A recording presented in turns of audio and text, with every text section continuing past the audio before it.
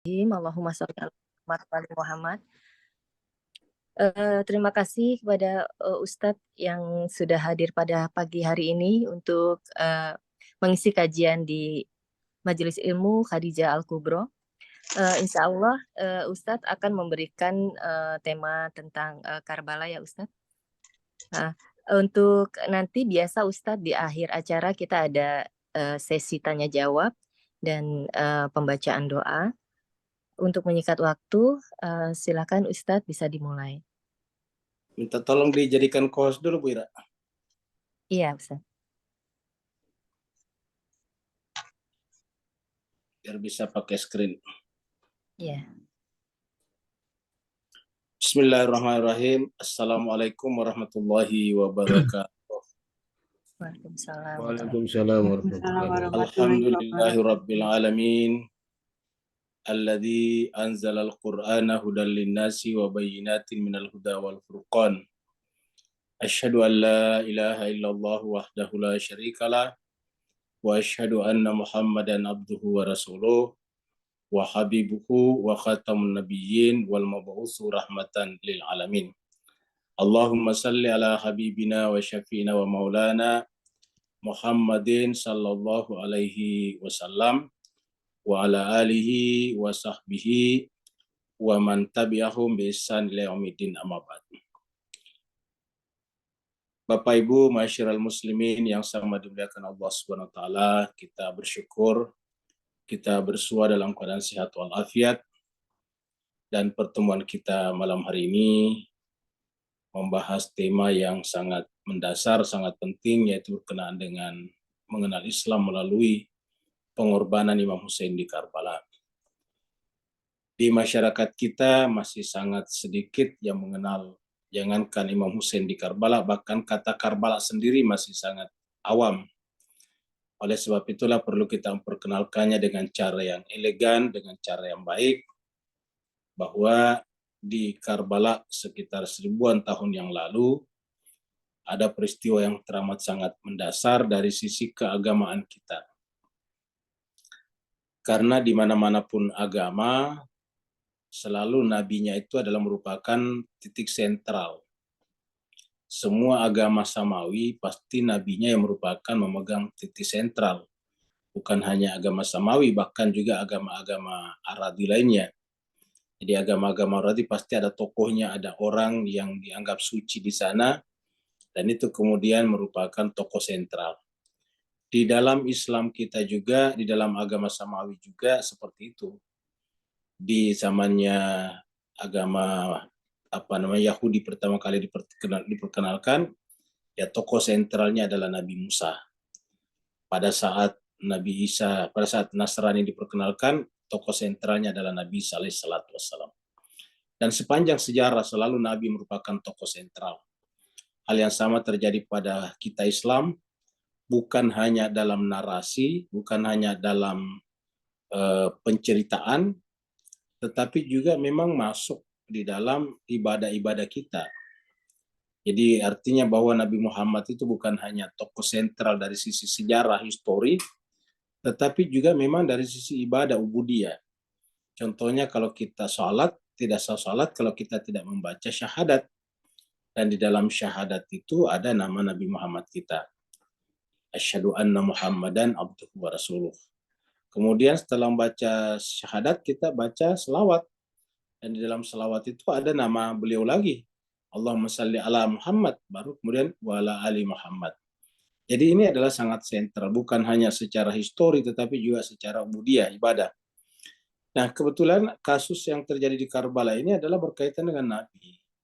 Karena Nabi ketika masih hidup menikahkan putrinya, dan kemudian dari putrinya Fatimah lahirlah cucu yang sangat terkenal itu, yang sangat dicintainya. Tentang anak-anak Nabi timbul perdebatan, timbul perselisihan pendapat.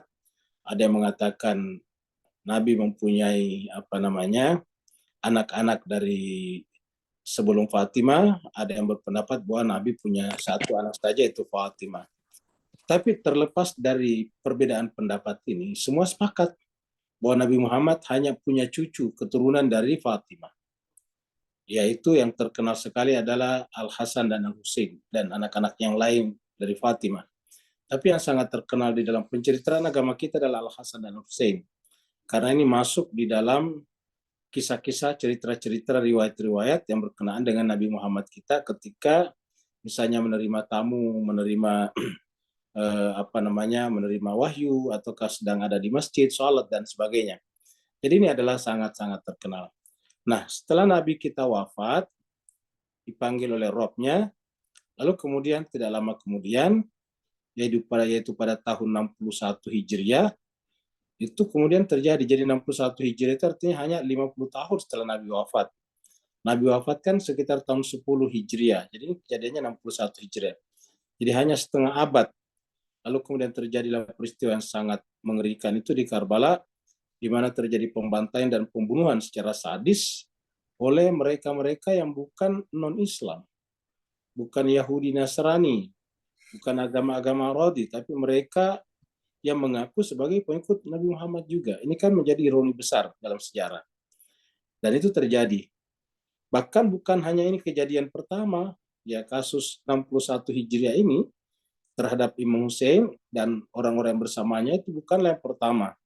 Sebelumnya sudah diracun kakaknya, Al-Hasan. Sebelumnya kita semuanya tahu ceritanya, ayahnya sudah dibacok dari belakang di masjid ketika sedang memimpin sholat di bulan Ramadan. Jadi sudah terjadi seperti itu. Dan sebelum pembacokan ayahnya juga sudah terjadi upaya memerangi ayahnya, yaitu Sayyidina Ali bin Abi Thalib karramallahu wajhah. Jadi artinya upaya-upaya ini adalah tercatat dalam sejarah. Dan kita tahu upaya memerangi Sayyidina Ali adalah upaya untuk membunuhnya. Karena perang itu adalah untuk membunuh pemimpin tertingginya. Nah, maka kita lihat ada perang besar yang terjadi pada zaman Imam Ali. Pertama adalah perang Jamal, kemudian yang melibatkan Siti Aisyah, kemudian perang Siffin yang melibatkan Muawiyah, dan kemudian perang Nahrawan yang melibatkan adalah bekas-bekas prajurit Imam Ali sendiri di Siffin. Nah, dari situ muncul kemudian lahir teologi yang kemudian yang disebut dengan teologi radikalis atau kekerasan yang disebut dengan Khawarij.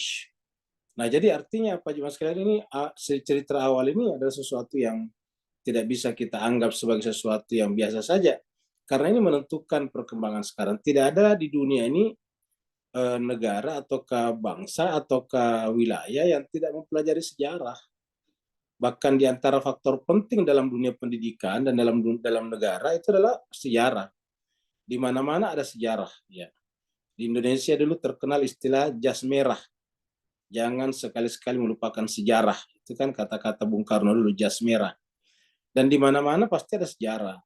Kita Eropa pasti bicara tentang sejarah Eropa. Mulai pada zamannya Yunani kuno, Yunani, Romawi, sampai sekarang Eropa modern. Itu pasti ada sejarah.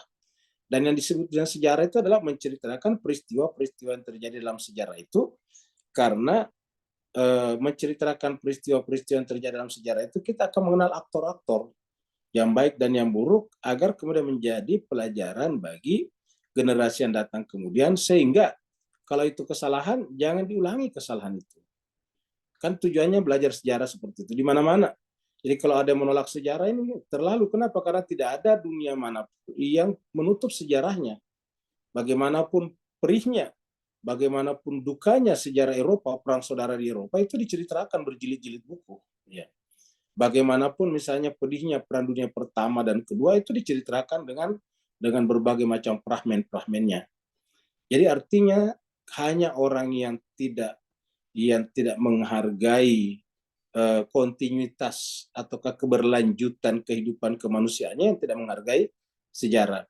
Sejarah untuk kita bicarakan bukan untuk mencaci, mencerca orang-orang tertentu, tetapi sejarah adalah untuk mendudukkan perkara yang sesungguhnya, sehingga kemudian menjadi jelas posisi kita sekarang ini sebagai bagian daripada kelanjutan daripada masa lalu itu. Karena tidak ada orang yang ada sekarang yang ujuk-ujuk ada tanpa melalui keberlangsungan dari masa lalu. Jadi kita sekarang ini adalah kelangsungan dari masa lalu. Kita hari ini adalah hari Rabu, kemarin hari Selasa. Dan kita bisa bercerita tentang apa yang terjadi pada diri kita hari Selasa kemarin, apa kegiatan kita, apa makanan kita, apa minuman kita, dengan siapa kita berjumpa. Dan itu berbicara tentang sejarah namanya. Kenapa? Karena sudah lalu. Jadi orang per orang pun juga senantiasa menceritakan sejarahnya. Setiap kita berjumpa dengan orang pada hari ini, nanti kita berbicara bahwa kemarin saya berjumpa dengan si A, si B, si C. Kemarin saya mengikuti acara ini dan acara itu. Itu sebetulnya sudah sejarah. Jadi begitu kita berbicara tentang masa lalu, tentang sejarah, tinggal kita ingin memplot sejarah itu pada penggalan waktu mana dan peristiwa mana saja. Nah, kebetulan pembahasan kita di sini karena bertepatan dengan awal bulan Muharram, ya kita berbicara tentang penggalan Islam di bulan Muharram. Bulan Muharram paling berdarah dalam Islam itu adalah pada tahun 61 Hijriah. Ketika cucu nabinya Al-Husain bersama dengan keluarganya, sahabatnya, kemudian dikepung dan diblokade, tidak diberikan akses ke tempat air, lalu kemudian setelah kelaparan mereka kemudian dibunuh, diperangi. Sebetulnya tidak tepat diperangi, sebetulnya dibunuh secara masif. Ya. Ini adalah pembantaian, pembunuhan sebetulnya. Karena sekitar 30.000 orang membunuh sekitar 72 orang, itu kan bukan peperangan. Kalau peperangan itu paling tidak mirip simetris, mirip apa namanya, paling tidak kekuatannya sama. Tidak ada perang kalau tidak memperhitungkan kesamaan kekuatan. Ini tidak mungkin setara 70-an orang melawan 30.000 orang, yang 30.000 orang juga itu adalah semuanya tentara yang memang dipersenjatai untuk melakukan peperangan, sementara Imam Hussein di sana tidak untuk berperang. Yang datang bersamanya anak-anak, perempuan, orang-orang tua yang umur 70-80 tahun. Ini pasti bukan pasukan perang. Jadi ketika ini terjadi, harusnya ini bukan peperangan, tidak bisa disebut sebagai perang Karbala, kejadian di Karbala saja. Dan atas dasar itulah pertemuan kita pada pagi hari ini kita sebut dengan memahami Islam melalui peristiwa, melalui kejadian yang menimpa Musa di Karbala. Jadi di Karbala. Mari kita masuk ke screen untuk melihat materi yang kita persiapkan. Kalau tidak salah, Pak Ustaz, ini adalah materi kita berlanjut ya. Jadi ini adalah materi kita. Jadi ini adalah judulnya atau temanya, memahami Islam melalui pengorbanan Imam Hussein di Karbala. Jadi kita tidak menyebutnya melalui perang Karbala, karena kita menganggap itu bukan perang. Kalau perang itu ya dua belah pihak mempersiapkan diri. Seperti misalnya ketika perang Uhud, ya kan ada pasukan dari berbagai penjuru mengepung Madinah melalui Uhud. Maka Nabi keluar memobilisasi juga penduduk Madinah, membuat pasukan juga menghadang mereka di sana. Itu peperangan namanya. Ya. Atau perang Khandak misalnya, dari Mekah mereka mobilisasi pasukan ribuan orang untuk menyerang Madinah, ya melalui celah bukit. Maka kemudian Nabi menyambutnya keluar dengan membuat strategi menggali parit Khandak. Nah, itu perang namanya. Badar juga begitu, perang. Kenapa? Karena ada yang menyerang, Nabi memang sengaja keluar menyambutnya, menahannya. Memang untuk menahan mereka untuk masuk. Tapi kalau Imam Hussein kan sama sekali tidak. Imam Hussein itu bukan untuk pergi menjumpai tentara di Karbala. Imam Hussein itu justru untuk mencari selamat, meninggalkan Madinah karena dia akan dibunuh karena tidak akan berbaiat kepada Yazid yang baru diangkat secara sepihak untuk mengganti ayahnya Muawiyah. Padahal dalam perjanjian tahkim dikatakan bahwa kalau Muawiyah meninggal maka urusan umat dikembalikan kepada umat. Tetapi secara sepihak mereka membangun dinasti Umayyah. Nah, akhirnya kemudian mereka setelah itu memaksa semua orang yang tidak mau berbaiat. Nah, kalau Imam Hussein menerima ini kan berarti Imam Hussein mencontohkan hal yang buruk kepada kita. Ya, artinya apa? Sudah terjadi perpindahan dari Islam yang samawi menjadi Islam yang arodi. Apa itu Islam yang samawi yang diatur oleh langit? Islam arodi tiba-tiba diatur oleh dinasti manusia. Nah, ini kan berpindah dari Islam samawi ke Islam arodi namanya. Nah, seperti itu. Jadi dengan demikian Imam Hussein tidak mungkin berbaiat. Nah, tapi konsekuensinya dia akan dibunuh. Nah, Imam Hussein menghindari itu dan pindah ke Mekah. Di Mekah juga mau dibunuh. Lalu apa yang dilakukannya? Yaitu meninggalkan juga Mekah pada tanggal 8 atau 1 hari sebelum wukuf, hari Tarwiyah, pergi ke pergi ke Arafah, pergi ke Kufah. Nah, jadi meninggalkan Mekah pada saat-saat ibadah sedang berlangsung. Apa pesannya di sini? Pesannya di sini bahwa tujuan ibadah itu kan adalah tanhanil fasya'il munkar. Tetapi kalau kemudian tidak mencegah perbuatan keji dan munkar, berarti ibadah tidak bermakna. Ya, kenapa? Karena ibadah tujuannya ke situ. Ibadah dibuat untuk mencegah perbuatan keji dan munkar. Kalau ibadah kemudian hanya menjadi ritual berdiri sendiri dan lepas dari konteks sosial, maka ini sudah keluar dari rel ke ajaran samawinya. Nah, maka Imam Hussein tahu persis ini, dan kita tahu bahwa pidato Nabi di Haji Wada, ya di Arafah, pidato Nabi di Haji Wada di Arafah yang dikutip di berbagai macam sumber-sumber itu, Nabi berkata bahwa hari apakah ini? Lalu kemudian sahabat menjawab, ya yang tahu adalah Allah dan Rasulnya. Ya katakan ini adalah hari haram. Kenapa? Karena hari ini adalah hari Arafah. Di mana di tanah apakah kita ini? Jawabnya sahabat, Allah dan Rasulnya mengetahuinya. Nabi mengatakan kita berada di tanah haram. Ya. Di bulan apakah ini? Sahabat bertanya, kita Allah dan Rasulnya lebih tahu. Nabi menjawab, kita berada pada bulan haram. Maka Nabi mengatakan di hari yang haram, di tanah yang haram, di bulan yang haram ini saya haramkan kepada kalian untuk menumpahkan darah di antara kalian. Itu kan jelas sekali. Jadi artinya apa? Kalau ibadah tidak menghentikan perbuatan menumpahkan darah, ibadah menjadi tidak bermakna, tanpa makna namanya. Dan Imam Hussein tahu persis, bayangkan kalau dia dibunuh pada saat hari Arafah. Ini kan menjadi fatal. Jadi Imam Hussein meninggalkan Arafah. Ini adalah kode penting bagi kita bahwa Islam itu tidak bisa menjadi agama ritual yang berdiri sendiri.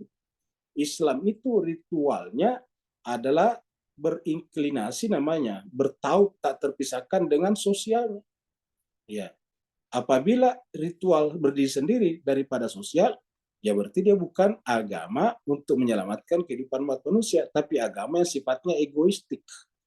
Beribadah sendiri, terlepas orang lain itu menderita atau tidak, bumi rusak atau tidak, dia tidak mau tahu. Nah, kalau itu yang terjadi, berarti dia bukan agama samawi yang diturunkan kepada pada nabi-nabi sebelumnya juga.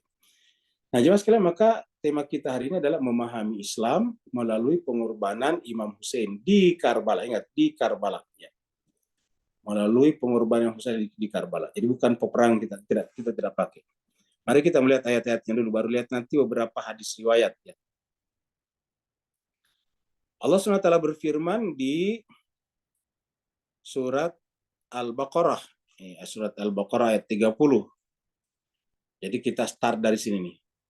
Karena Allah berfirman, A'udzubillahi minasyaitonirrajim, Bismillahirrahmanirrahim. Wa idz qala rabbuka, dan ingatlah tatkala Rabbuka, Tuhanmu berfirman, li al malaika, kepada seluruh malaikat atau seluruh penghuni alam malakut. Apa firmannya? Ini aku ini kata Tuhan, ja'ilun, menjadikan. Jadi di sini kata ja'ilun ini menggunakan kata benda, bukan kata kerja. Jadi artinya tidak terikat oleh waktu, ruang waktu, karena ini bukan waktu kerjaan, tapi ini adalah kata benda. Ini ja'ilun, saya menjadikan. Jadi artinya apa? Harusnya di setiap saat di muka bumi ini ada khalifah. Dan ujungnya khalifah itu bersifat global, karena kata-kata fil ardi di belakang sini. Ini ja'ilun fil ardi khalifah. Saya menjadikan di muka bumi khalifah. Jadi kata kuncinya khalifah di sini. Nah, ini kata-kata ini aku ja'il menjadikan, berarti khalifah ini adalah disandarkan kepada Allah. Jadi khalifah itu disebutkan khalifatullah. Kenapa? Karena Allah mengatakan ini akunya ini Allah. Yaitu Rabbuk tadi. Jadi khalifah ini adalah khalifahnya aku, kata Tuhan. Qalu, malaikat menjawab, ataj'alu fiha may yufsidu fiha wa yasfiku dima. Wahai Tuhan, apakah berarti dengan begitu kamu akan menjadikan di muka bumi makhluk yang akan yufsidu, membuat kerusakan, di muka bumi, membuat kerusakan di muka bumi. Wa yasfiku dima, dan menumpahkan darah. Ini kan sudah langsung dibicarakan bahwa malaikat mempertanyakan ini untuk membuat negasi namanya. Jadi malaikat ini sebetulnya membantu kita untuk memahami apa itu khalifah. Bahwa khalifah ini bukan ketidaktahuan malaikat. Ingat, masa malaikat tidak tahu? Malaikat itu tidak terikat oleh ruang waktu. Jadi pengetahuannya adalah sama dengan pengetahuan Tuhan. Dan nanti terbukti nanti ketika malaikat mengatakan, kami tidak mengetahui kecuali yang kamu ajarkan kepada kami. Ya. Jadi kami tidak mengetahui kecuali yang kamu ajarkan kepada la ilma lana illa ma 'allamtana. Tidak ada yang kami ketahui kecuali yang kamu ajarkan kepada kami. Jadi pengetahuan malaikat dari Tuhan. Nah, maka lalu apa diskusi ini? Ini caranya memahamkan kita, karena salah satu metode pendidikan itu adalah diskusi. Kita tahu persis bahwa yang namanya Socrates, metode pendidikannya itu adalah selalu metode dialog namanya. Selalu tokohnya dua di sana, berbicara, satu bertanya, satu menjawab, satu bertanya, satu menjawab. Supaya kita sebagai penikmat bisa mengambil keputusan dari dialog itu. Nah, di sini juga kita lihat, ini dialog. Allah berhadapan dengan para malaikat dan mendeklarasikan kata-kata ini ja'ilun fil ardi khalifah. Lalu malaikat menggunakan hak jawabnya, hak tanggapannya, berkata ataj'alu fiha may yufsidu fiha wa yasfiku dima. Tuhan, apakah khalifah nanti itu hanya akan menumpahkan darah dan buat kerusakan di muka bumi? Sementara kami kalau malaikat itu adalah nahnu nusabbihu bihamdika wa nuqaddis lak. Kami adalah beraktivitas untuk melakukan ritual belaka saja, yaitu kami bertasbih, memujimu, mensucikan kamu. Apa kata Allah Ta'ala? Inni a'lamu ma la ta'lamun. Yang kamu sampaikan itu tidak seperti yang aku ketahui. Tentang apa? Tentang khalifah. Jadi artinya dari kata-kata ini a'lamu ma la ta'lamun ada namanya mafhum mukhalafahnya, yaitu bahwa yang namanya khalifah itu tidak mungkin membuat kerusakan di muka bumi, tidak mungkin menumpahkan darah. Walaupun diberi nama gelar khalifah, diberi gelar khalifah, tapi kalau dia membuat kerusakan dan menumpahkan darah, ya bukan itu. Itu yang kita sebut tadi dengan Arabi namanya, pasti bukan samawi, bukan dari Allah. Ya. Karena kalau dari Allah sudah dikatakan di sini, ini adalah caranya Tuhan mengajari kita menegasi bahwa khalifahnya di muka bumi tidak mungkin merusak dan menumpahkan darah. Ya. Lalu kemudian selanjutnya kita loncat ke ayat 36. Fa'azallahuma syaitan. Lalu kemudian syaitan menggelincirkan keduanya, yaitu manusia, Adam dan Hawa, laki perempuan. Anha, dari keadaan semula, yaitu keadaan patuh kepada Allah, keadaan harmoni, damai, indah di alam samawi, di alam rohani, di alam non materi di sana. Tetapi kemudian syaitan menggelincirkan keduanya sehingga keluar dari suasana rohani, pindah ke dalam suasana ruang waktu yang penuh dengan intrik-intrik. Nah, karena ruang waktu itu penuh dengan intrik-intrik, karena terjadi pluralitas, dalam pluralitas ini kalau tidak dikelola dengan baik, maka akan melahirkan perbenturan-perbenturan kepentingan, lahirlah permusuhan di sini. Fazallahuma syaitan, syaitan menggelincirkan keduanya anha daripada kondisi semula. Sehingga apa yang terjadi? Akhrajahuma mimma kana fih. Allah mengeluarkan keduanya dari keadaan semula. Apa keadaan semula? Harmoni, damai, salam, dan sebagainya. Nah, sehingga kemudian ketika mereka telah mengikuti syaitan, bukan mengikuti khalifatullah fil ard, ya. Kan tadi Allah mengatakan, saya jadikan khalifatullah fil ard di muka bumi sebagai kiblat. Ya. Sebagai kiblat kemanusiaan. Sebagai kutub rohani. Ya, dia manusia, tapi dia kutub rohani di muka bumi. Dia kiblat kemanusiaan. Ya. Dia adalah perpaduan sempurna antara ritual dan sosial. Nah, tapi karena mereka keluar, dia mengikuti syaitan. Begitu mengikuti syaitan, maka keluar dari keadaan semula. Lalu Allah berfirman, turunlah. Turun apa? Turun status. Dari kondisi damai, dari kondisi mukasyafa dan musyahada, tiba-tiba menjadi kondisi yang tertutup hatinya. Kondisinya adalah tertutup hatinya. Sehingga apa yang terjadi kemudian? Yang terjadi adalah aduun. Ihbitu ba'dukum li ba'din aduun. Begitu turun dari kondisi itu, maka terjadilah permusuhan-permusuhan. Ini perhatikan. Jadi permusuhan terjadi ini kenapa? Ada yang mengikuti syaitan tadi di sini. Ya, permusuhan itu apa? Tadi menumpahkan darah dan membuat kerusakan berdasarkan ayat 30. Nah, oleh sebab itulah Tuhan mengatakan kondisi ini akan terjadi di muka bumi selama manusia mengikuti setan.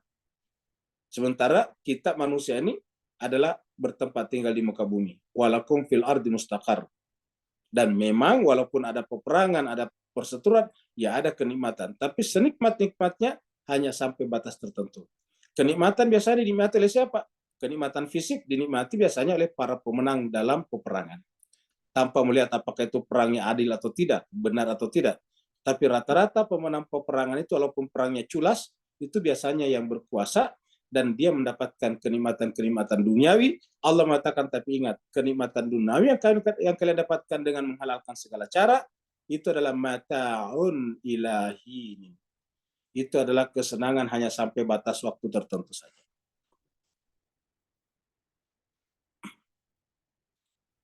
Lalu kemudian ini adalah surat Al-Maidah.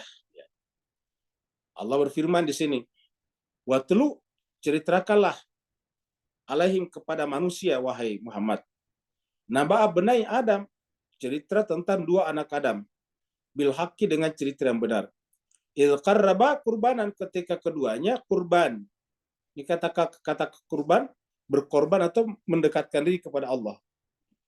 Kurban itu adalah dari kata qarraba yuqarribu, mendekatkan diri. Ini qarraba itu mendekatkan diri. Qarraba kurban. Jadi mendekatkan diri dengan pendekatan diri. Dan dalam mendekatkan diri kepada Allah melalui ritual-ritual tadi, ada dua macam. Ada yang diterima, ada yang tidak diterima. Ada yang tertolak, dan ada yang diterima. Kenapa? Berdasarkan niatnya. Ya, berdasarkan niatnya. Orang beribadah juga niatnya macam-macam. Maka fatuqubila min ahadihima, salah satu dari anak Adam itu diterima. Kenapa? Karena niatnya benar. Walam yutaqabbal minal akhar, dan yang satu dia tidak diterima. Kenapa? Karena motifnya adalah materi, kekuasaan, dan sebagainya. Materi apa namanya? Motifnya motif duniawi, motifnya motif materi. Motifnya adalah motif kesenangan ruang waktu. Maka yang diterima adalah yang motifnya benar, niatnya benar, lillahi ta'ala atau kurbatan ilallah. Sedangkan yang satu adalah walam yutaqabbal minal akhar, karena motifnya adalah demi kekuasaan. Jadi bukan kebenaran tapi ketenaran. Bukan kebebasan tetapi kekuasaan. Jadi itu yang mereka lakukan. Nah, qala, terbukti begitu diterima pendekatan dirinya oleh Allah karena dilihat hatinya tidak benar, maka keluarlah kata-kata kasarnya, laqtulan, saya akan bunuh kamu. Dan apakah ini hanya ancaman? Tidak, benar-benar terbukti. Yaitu nanti dia membunuh saudaranya sendiri, yaitu Habil. Nah, jadi cuma sekali dari sini kita sudah bisa merunut ini. Jadi peristiwa-peristiwa perburuan, apalagi seperti Karbala, bermula dari sini. Artinya kita di sini bisa menyimpulkan di mana kita berpihak antara yang membunuh dan dibunuh di luar konteks pengadilan. Ya. Ini kan sudah mengatakan, la'aqtulan, saya akan bunuh kamu. Jadi ini kan Al-Quran menjadi hudan petunjuk. Supaya apa? Supaya kita berpihak di mana kita berada. Al-Quran itu tidak langsung menyuruh kita mengambil kesimpulan atau tidak menyampaikan kesimpulan. Kesimpulan adalah kita yang buat. Tuhan hanya menciptakan, membuatkan namanya premis-premis. Ya, ini premis-premis namanya. Lalu di mana kita berpihak di sini? Ya, kita menyimpulkan. Ya, saya yakin dan percaya Bapak Ibu jemaah sekalian, serendah-rendahnya pendidikan seseorang, serendah-rendahnya kemampuan akal dan intelek seseorang, tidak ada yang berpihak kepada Habil. Kepada Kabil. Pasti semuanya berpihak kepada Kabil. Kalau ada berpihak kepada Kabil, hanya orang yang mungkin punya hubungan ideologi dengan Kabil, atau mendapatkan keuntungan dari Kabil karena membunuh adik saudaranya sendiri. Jadi secara nurani, secara naluri kemanusiaan, harusnya tidak berpihak kepada Kabil, tapi berpihak kepada Habil. Ini kan sudah dari sini. Ya. Kenapa? Karena yang membunuh itu tidak mungkin bertakwa. Qala, Habil berkata, innama yataqabbalullahu minal muttaqin. Yang Allah terima itu, ini tadi fatuqubila adalah dari orang bertakwa. Berarti kalau tidak diterima sederhana, evaluasi diri bahwa kita belum bertakwa, Anda belum bertakwa. Ya. Tapi biasanya kekurangannya tidak melakukan evaluasi, tidak melakukan muhasabah. Selalu hanya amarah yang didahulukan, temperamen yang didahulukan, sampai melarang berbicara tentang sejarah. Tidak perlu bicara sejarah lagi. Sementara di berbagai belahan dunia, sejarah selalu dibicarakan. Tidak ada negara, tidak ada wilayah, tidak ada komunitas manapun yang tidak membicarakan sejarahnya. Di sekolah-sekolah manapun pasti ada pelajaran sejarah. Di antara buku-buku yang banyak menghiasi perpustakaan-perpustakaan adalah buku tentang sejarah. Bahkan sejarah nantinya itu adalah terpartikularisasi berdasarkan disiplin ilmu. Yang eksakta seperti misalnya kedokteran, pasti ada sejarah kedokteran. Di teknik ada namanya sejarah teknik. Di arsitektur ada namanya sejarah arsitektur. Di filsafat ada sejarah filsafat. Semua ada sejarahnya. Jadi kalau kemudian setiap disiplin ilmu menggaungkan sejarahnya masing-masing, lalu atas dasar apa kemudian sebagian orang berkata bahwa tidak usah kita bicara sejarah dalam Islam. Ya. Ini kan berarti kita menjadi bagian sistematis dari upaya-upaya untuk menyembunyikan peristiwa yang sangat kelam di dalam sejarah Islam kita dan tidak ingin keluar dari ini. Padahal kalau kita mau keluar dari sini, ya kita harus mulai dengan mengungkapkannya. Berikutnya lagi. Walaqad ataina Musal kitaba, ini surat Al-Baqarah, adalah ayat 87 nih. Ya. Walaqad ataina Musal kitaba, dan sungguh kami telah memberikan kepada Musa Alkitab, kitab suci. Wa kafaina, lalu kami susulkan mimba'di, setelah Musa itu birusul, rasul-rasul. Kami susulkan setelah Musa rasul-rasul. Maksudnya ada Nabi Harun, nanti di belakang ada Nabi Daud, ada Nabi Sulaiman, sampai kepada Nabi Zakaria, Nabi Yahya, Nabi Isa, dan terakhir Nabi Muhammad kita. Wa ataina Isa bin Maryam al-bayinat. Kami berikan kepada Nabi Isa ibnu Maryam al-bayinat, itu Injil. Wa yadnahu bi Ruhil Qudus, dan kami perkuat dia dengan Ruhul Qudus. Afakullama ja'akum rasulun. Nah, ini pertanyaan Pak Bu sekalian ya. Jadi kalau kita lihat di sini ada pertanyaan yang seakan-akan menjelaskan tentang korbannya beberapa nabi dan orang suci sepanjang sejarah. Ya. Ini kita lihat. Allah bertanya, hanya sih pertanyaan. Afakullama, apakah setiap kali ja'akum datang kepada kalian rasulun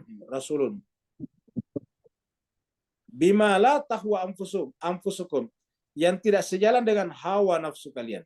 Jadi kita lihat, Allah bertanya bahwa banyak orang beragama berdasarkan hawa nafsunya, berdasarkan subjektivitasnya, berdasarkan comfort zone-nya.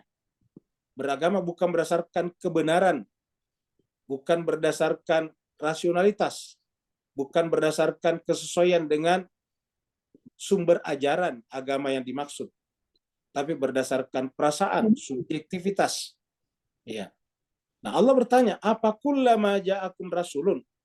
Apakah setiap kali datang kepada kalian rasul, bima, yang tidak, yang mana la tahwa, tidak sejalan dengan, tahwa itu hawa, anfusukum, nafsu kalian, tidak sejalan dengan keinginan pribadi kalian, la tahwa anfusukum, lalu kalian istikbar. Bima la tahwa anfusukum istakbartum. Apakah lantas begitu kamu istikbar? Istikbar itu menyombongkan diri sampai pada tingkat melakukan kezaliman dan pembunuhan. Dan ternyata terbukti, kita lihat. Karena istikbar ini adalah penyakit iblis ini, dan ini muncul dari apa? Muncul daripada memperturutkan hawa nafsu ini. Tahwa anfusuhum. Ya. Apa yang terjadi? Rasul-rasul yang diutus di tengah-tengah mereka, fafariqan kadzabtum wa fariqan taqtulun. Sebagian rasul-rasul itu atau orang suci itu kalian dustakan. Ini mereka dustakan. Bahkan lebih daripada mereka dustakan, mereka bunuh, taqtulun. Fafariqan kadzabtum wa fariqan taqtulun. Jadi Allah sudah menjelaskan di sini bahwa ada orang beragama berdasarkan hawa nafsunya, dan ini umatnya Nabi Musa di sini. Ya. Walaqad ataina Musal kitaba. Itu kan berarti pengikutnya Nabi Musa. Apa pengikut agama samawi maksudnya? Wa kafaina mim ba'di rusul birusul. diberikan kepada Nabi Isa, berarti ada yang terjadi pada kasus Nabi Isa juga dan sebagainya, bahwa mereka menolak kenabian karena tidak sejalan dengan hawa nafsunya. Bukan hanya sekedar menolak mendustakannya, tapi bahkan mereka bunuh nih. Wa fariqan taqtulun, dan sebagian kalian bunuh. Jadi artinya apa? Ayat ini sudah menjelaskan kepada kita akan terjadi kasus seperti Karbala. Tinggal karena ini kasus terjadi, ya kita harus menceritakannya sebagai sejarah supaya kita bisa berpihak di mana kita berdiri. Di mana kita berdiri. Kalau kemudian kita mengubur peristiwa ini di dalam lipatan-lipatan peristiwa masa lalu yang tidak boleh dibuka, kan berarti jangan-jangan kita bagian tak terpisahkan daripada rencana syaitan dan iblis istakbartum ini untuk meneruskan kasus fariqan kadzdzabtum wa fariqan taqtulun. Ya. Jadi harus dibuka. Jangankan 1400 tahun yang lalu, baru saja kemarin kejadiannya G30S. Sudah banyak sekarang orang menuntut supaya itu dibuka dengan setransparan-transparannya. Kenapa? Karena yang namanya sejarah tidak pernah bisa disembunyikan selama-lamanya. Kalau kita tidak membukanya secara objektif, orang lain akan membukanya, dan mungkin secara subjektif.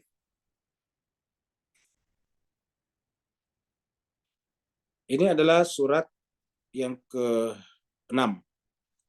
Surat Al-An'am, ayatnya 151. Ini adalah berturut-turut nanti di 151, 152, dan 153. 153 mengatakan inilah jalan yang lurus. Apa itu? Kita mulai dari sini. Qul, katakanlah Muhammad. Ta'alau, marilah.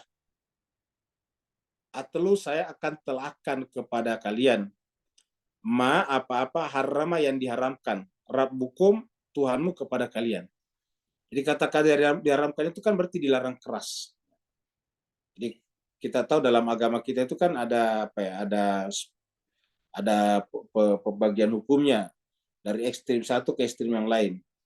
Ekstrim larangan haram, ekstrim perintah namanya kan wajib. Jadi ada haram, ada wajib. Kemudian di bawahnya yang wajib kan ada namanya sunnah. Ya. Di bawahnya yang haram kan ada namanya makruh. Kan begitu. Jadi kalau kita bergerak dari dari wajib turun ke bawah masih lebih ringan, itu kan ada sunnah. Ya. Tidak wajib tapi bagus kalau dilakukan dapat pahala, sunnah namanya. Haram, ya ada bawahnya lebih ringan dari haram. Tidak dilarangkan tetapi sebaiknya ditinggalkan, kan namanya makruh. Lalu di tengah-tengahnya ada namanya mubah, ibahah. Kan begitu ya pengaturan hukum. Di puncak yang satu, ufuk yang satu ada fardunya, wajibnya. Di ufuk sebelahnya ada haramnya. Di bawah masing-masing ufuk ini ada sunnah dan ada makruh. Dan di tengah-tengahnya ada namanya mubah, ibahah. Nah, jadi di sini menggunakan kata haram. Ya, ini adalah kata-kata haram di sini. Qul ta'ala, marilah, atlu, saya akan ceritakan kepada kalian ma harrama rabbukum. Apa saja yang diharamkan, kan berarti larangan keras tadinya. Harrama rabbukum alaikum, apa yang Tuhanmu haramkan kepada kalian. Satu, alla tusyriku bi syai'a. Yang pertama, jangan pernah persekutukan Allah sesedikit apapun juga. Jangan pernah persekutukan dengan Dia, atau jangan pernah mengambil sekutu bersama dengan Dia atau dengan Dia syai'a, sesedikit apapun. Di dalam hati tentunya. Jadi yang pertama larangannya adalah syirik. Kita sebut syirik itu adalah la zulmun azim. Wala tusyriku, jangan syirik. Yang kedua adalah wabil walidaini ihsana. Yang kedua adalah kepada orang tua berbuat baik. Wabil walidaini ihsana. Artinya apa? Diharamkan durhaka kepada orang tua. Karena ini bentuknya positif. Wabil walidaini ihsana, kepada kedua orang tua berbuat ihsan, tapi maknanya adalah haram untuk berbuat buruk kepada orang tua. Karena ini haram syirik, maka haram berbuat buruk kepada orang tua. Yang ketiga, wala taqtulu auladakum min imlaq. Jangan pernah membunuh anak-anak kalian hanya karena takut miskin. Jangan pernah membunuh, larangan keras. Jadi artinya biasanya orang membunuh anaknya itu karena ada persoalan. Nah, persoalan yang paling sering adalah kemiskinan. Itu tidak boleh. Apalagi kalau tidak ada alasan seperti itu. Nahnu narzuqukum wa iyyahum. Karena kamilah memberikan rezeki kepada kalian dan kepada mereka. 1, 2, 3, sampai 4. Wala taqrabul fawahisha ma zahara minha wala batana. Jangan mendekati perbuatan fahisha. Perbuatan fahisha jamaknya fahisha, perbuatan buruk, perbuatan keji, perbuatan amoral, yang zahir ataupun yang batin. Ma zahara minha wa ma batan. Yang kelima, wala taqtulun nafsal lati harramallah. Ini yang kita bicarakan ini. Ini larangan. Di sini sudah ada kata-kata haram, di atas dimulai lagi la taqtulu, jangan pernah membunuh. Jadi ini adalah larangannya sudah jelas haram. La taqtulun nafsal lati harramallah. Jangan pernah membunuh jiwa atau orang yang Allah haramkan. La taqtul, larangannya. Jadi jemaah sekalian, ini bersikap umum. Bagaimana pula kalau yang dibunuh adalah cucunya Nabi? Baru kita berkata tidak usah dibicarakan, biarlah itu sebagian dari sejarah masa lalu. Ya. Coba lihat jemaah sekalian berbahagia. Ya. Jadi ini larangan. Jadi dia berbuat haram. Ini Al-Quran jelas sekali. La taqtulun nafsa, jangan pernah membunuh jiwa orang. Allati, yang haram Allah, yang Allah haramkan. Illa bilhaq, apa artinya bilhaq? Melalui proses peradilan. Kalau memang dia salah, ya diadili. Kalau memang dia salah, ya diperkarakan di pengadilan. Itu namanya bilhaq. Tapi kalau main bunuh begitu saja, apalagi memerangi, ini bukanlah kebenaran. Ini adalah keharaman. Ma harrama rabbukum, dan ini larangannya, la taqtulun nafsal lati harramallahu illa billah. Al-Quran terang benderang Bapak Ibu sekalian. Al-Quran ini jelas sejelas matahari. Al-Quran tidak bisa ditutup sebagaimana matahari tidak bisa ditutup dengan kertas. Tinggal apakah kita masih benar-benar konsisten dengan rukun iman kita yang menjadikan Al-Quran sebagai salah satu yang kita imani atau tidak. Itu saja masalahnya. Nah, kalau kita mengimani Al-Quran dan menggunakan ayat ini sebagai apa? Sebagai kacamata untuk menilai kejadian dalam sejarah ataupun dalam sekarang. Itu baru disebut dengan hudan, petunjuk. Namanya petunjuk itu adalah menggait kita, membimbing kita, mengambil kesimpulan di dalam mengarungi labirin peristiwa-peristiwa dalam waktu. Wala taqtulun nafsa allati harramallahu illa bil haqq. Apa kata Allah? Zalikum wasakum bihi. Itu adalah Allah wasiatkan kepada kalian. Zalikum wasakum bihi. Ya. La'allakum taqilun. Ingat, kata-kata ini kita disuruh mengambil kesimpulan dengan menggunakan akal. Kita katakan tadi, yang di atas ini hanyalah merupakan premis-premis, ya kan begitu? Premis-premis, ya. Apa premis-premisnya? Yaitu di sana ada kejadian pembunuhan. Ya. Siapa yang dibunuh? Al-Husain. Siapa yang bunuhnya? 30.000 pasukan. Nah, sekarang kesimpulannya pakai akal. Di mana kita harus berpihak? Ya. Sederhana. Allah mengatakan la'allakum taqilun. Mudah-mudahan kalian menggunakan akal pikirannya. La'allakum taqilun. Mudah-mudahan kalian bisa mengaktifkan akal pikirannya dengan premis-premis seperti ini. Yaitu, la taqtulun nafsa allati harramallahu illa bil haqq. Jangan pernah membunuh jiwa yang Allah haramkan kepada kalian. Lalu kemudian Yazid dan Ibnu Ziyad memerintahkan 30.000 pasukannya membunuh manusia yang tidak berdosa, yaitu Imam Husain. Maka apa yang terjadi dengan penilaian kita dengan ini? Melanggar atau tidak? Kalau dia melanggar berarti melakukan perbuatan haram. Kalau melakukan perbuatan haram, lalu di mana kita berpihak? Lalu berpihak kan namanya kalau kita bersepakat untuk menyembunyikan peristiwa ini dalam sejarah. Bahkan menghalang-halangi orang yang ingin memperingatinya. Di negara manapun ada peristiwa-peristiwa penting pasti diperingati. Ya. Peristiwa pembantaian di suatu negara pasti selalu diperingati. Di Jepang, di Cina, di Korea, di kita di Indonesia, di Sulawesi Selatan ada namanya kasus 40.000 jiwa oleh Westerling, diperingati setiap tahun. Kita di Indonesia, di seluruh Indonesia maksudnya, ada Hari Pahlawan di Surabaya selalu diperingati setiap tahun karena itu adalah peristiwa yang sangat mengharukan. Di mana-mana seperti itu Pak Bos sekalian. Ya. Lalu siapakah kita ini ya? Dalam konteks peradaban modern seperti itu, peradaban kemanusiaan seperti ini, lantas menghalang-halangi orang untuk memperingati kasus yang bersejarah dan kaitannya dengan Nabi yang kita mengaku imani itu. Zalikum wasakum bihi la'allakum taqilun. Mudah-mudahan dengan itu kalian menggunakan akalnya, mengaktifkan, mengonkan akal pikirannya. Karena bisa saja orang membaca ayat ini tetapi tidak mengonkan akal pikirannya. Sehingga apa? Dibaca sebagai sebuah ritual belaka saja. Bukan sebagai premis-premis intelektual. Padahal di sini jelas adalah gugatan intelektual. La'allakum taqilun. Mudah-mudahan menggunakan akalnya. Tidak dikatakan mudah-mudahan kamu dapat pahala sekian puluh kali lipat. Bukan itu. Tidak seperti yang sering disebarkan di berbagai tempat. Baca ini dapat sekian, dapat ini digunakan hidupnya, dapat ini. Padahal ayat ini mengatakan la'allakum taqilun. Mudah-mudahan dengan baca Al-Quran mengaktifkan instrumen paling penting dalam dirinya, yaitu akal pikirannya. Ini ayatnya la'allakum taqilun.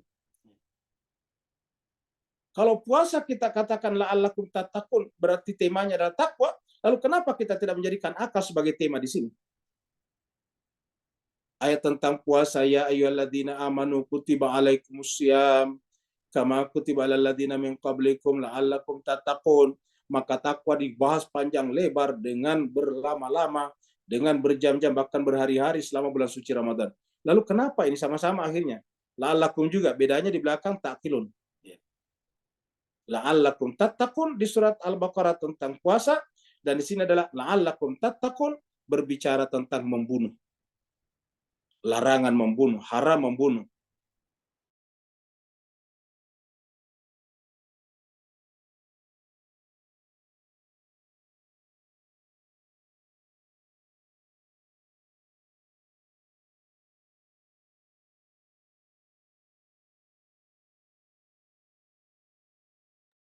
Suaranya nggak ada, Pak Ustadz.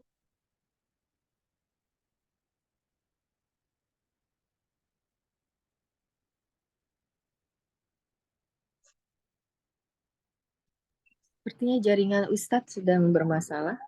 Mohon tunggu sebentar. Nggak ada suaranya. Nggak ada suara.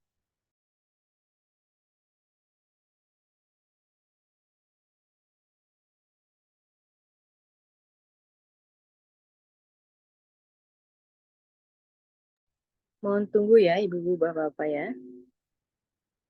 Baik, terima kasih. Iya.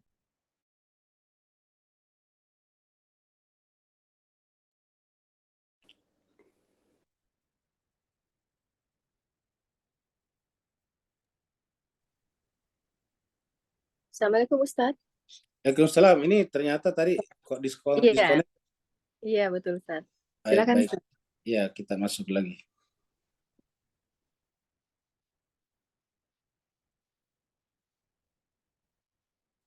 Ini harus jadi co-host lagi nih Bu Ira, nggak bisa share screen. Saya keluar tadi dari host, dari co-host ya. Baik, terima kasih. Silakan.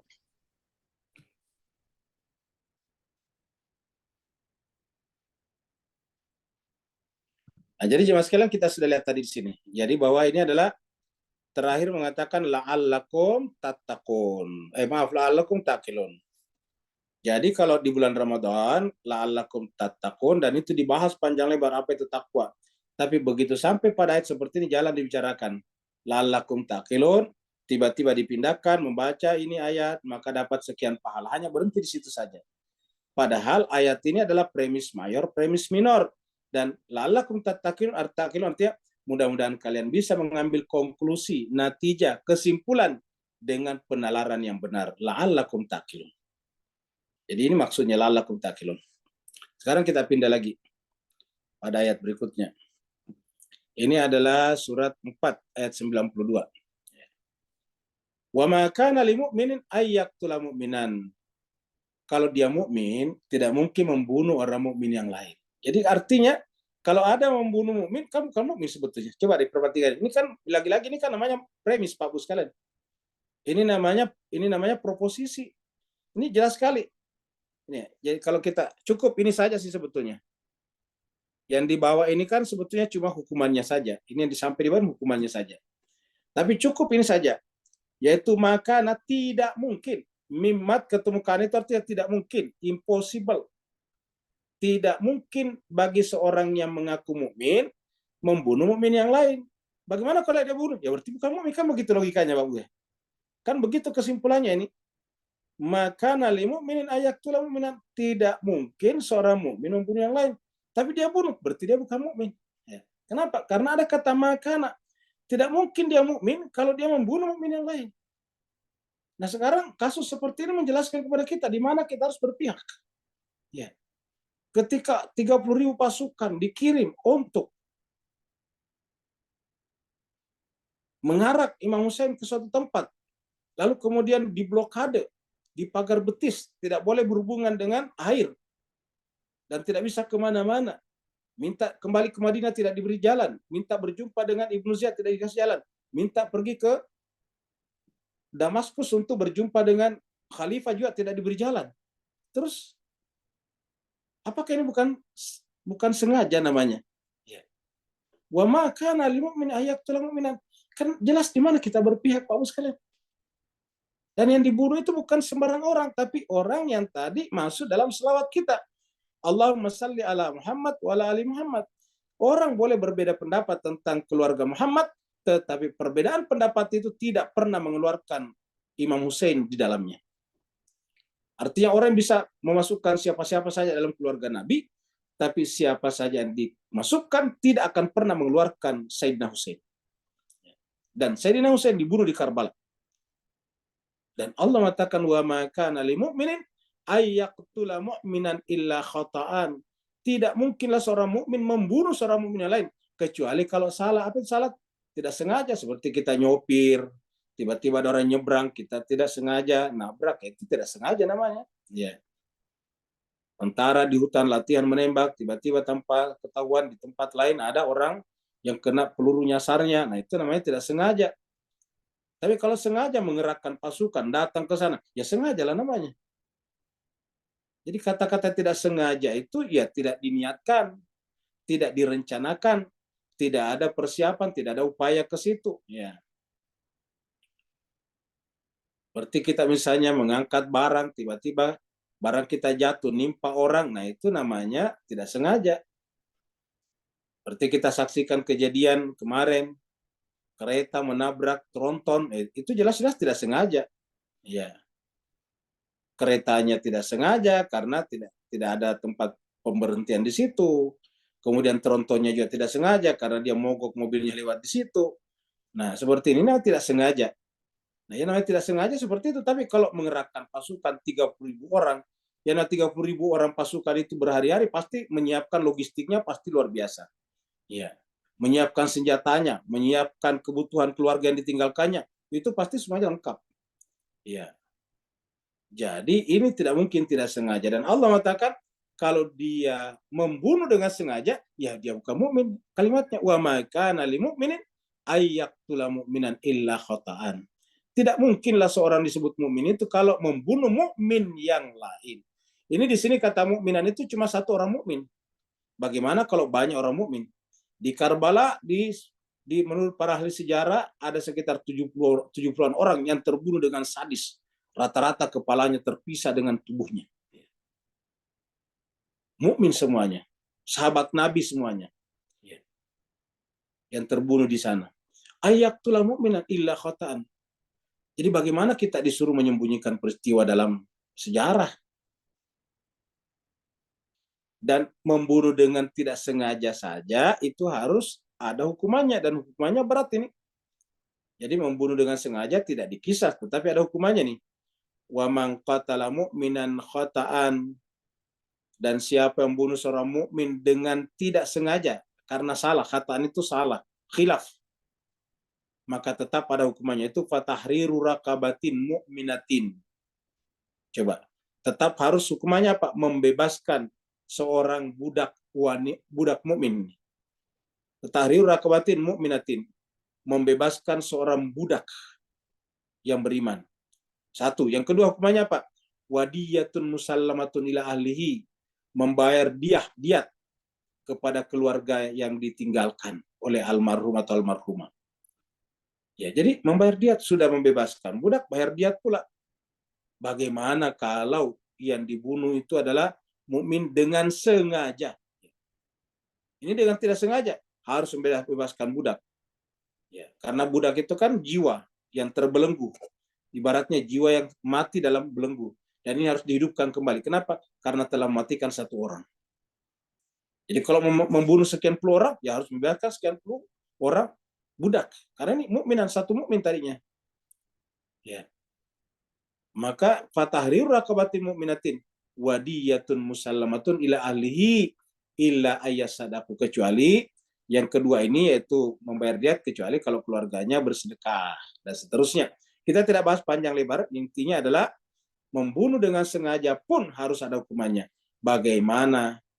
Membunuh dengan tidak sengaja pun ada hukumannya. Bagaimana kalau sengaja membunuh seorang mukmin dan mukmin itu bukan sembarang mukmin, tetapi mukmin yang selalu masuk dalam salawat kita dan salat kita.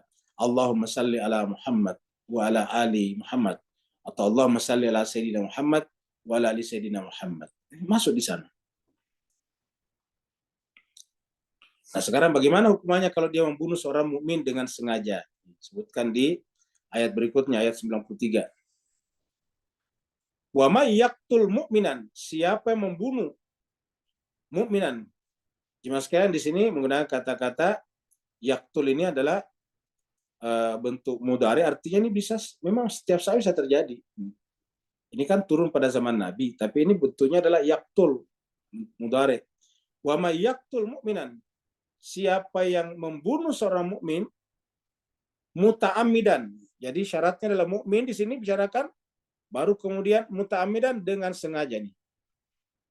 Man yaqtul mu'minan muta'ammidan, siapa yang membunuh seorang mukmin dengan sengaja, fajazauhu jahannamu khalidan fiha, maka hukumannya adalah neraka jahanam, khalidan fiha, kekal dia di dalamnya, fiha, wa ghadiballah, Allah murka kepadanya, ini murka, ghadiballah, dan kita berlindung dari Allah supaya jangan sampai kita masuk di sini pada saat kita mengatakan ghairil maghdubi alaihim waladhdallin dalam Al-Fatihah. Wa ghadiballahu alaihi wa la'anahu, dan Allah melaknatnya. Jadi Allah melaknat, jadi Allah saja melaknat orang seperti ini. Jadi pertama adalah neraka jahanam, kekal dalamnya. Yang kedua adalah ghadiballah.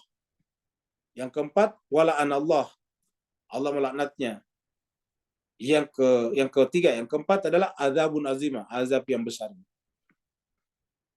Oleh sini tadi jahanam kekal, yang ditekankan di sini adalah abadinya di dalam neraka. Di sini adalah bentuk sisanya dalam neraka, yaitu azaban azimah. Wa dalahu azaban azimah. Jadi saya kira Al-Quran ini Pak terang benderang kalau orang kembali kepada Al-Quran, dibicarakan dengan sangat-sangat jelas.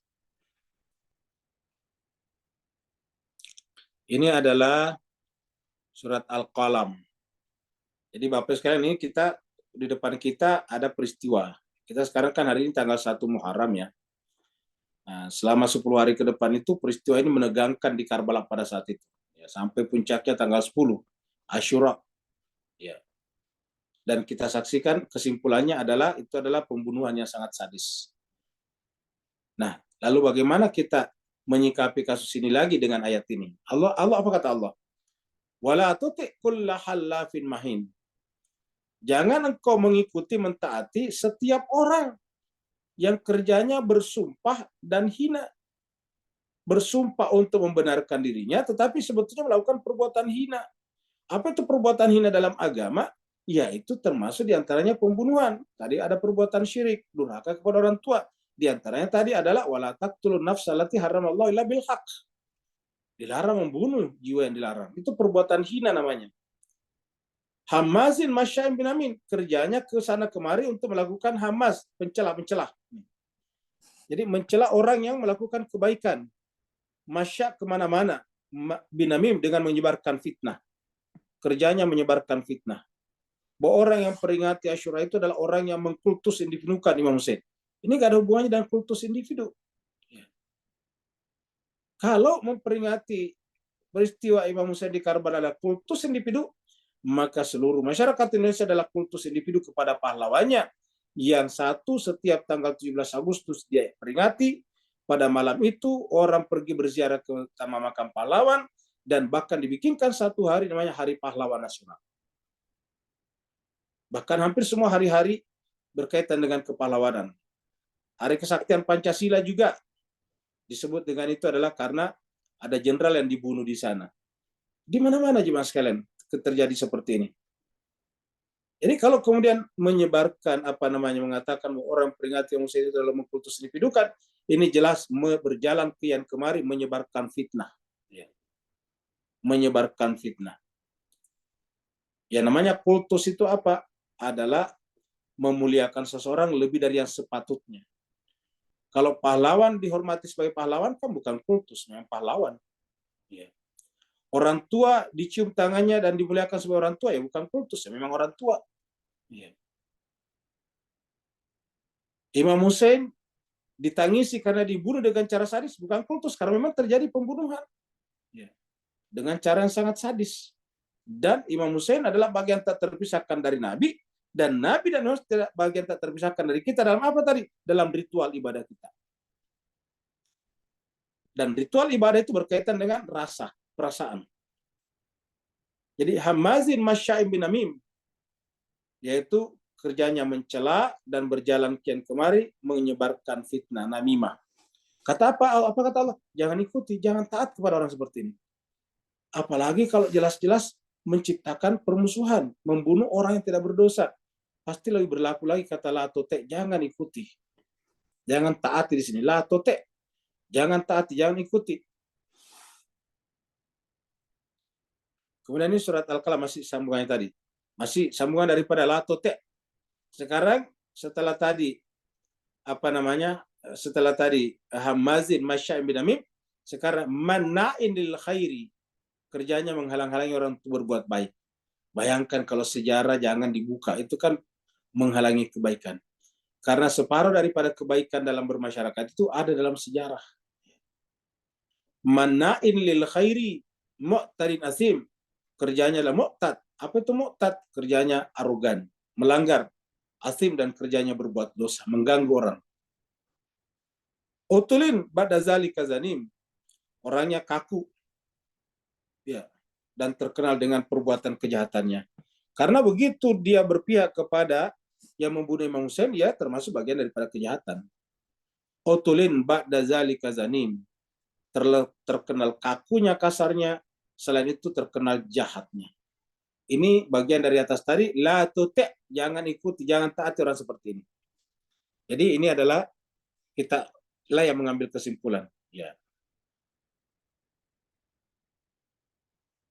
Sekarang kita bicara hadis-hadis Pak Buya sebelum kita diskusi.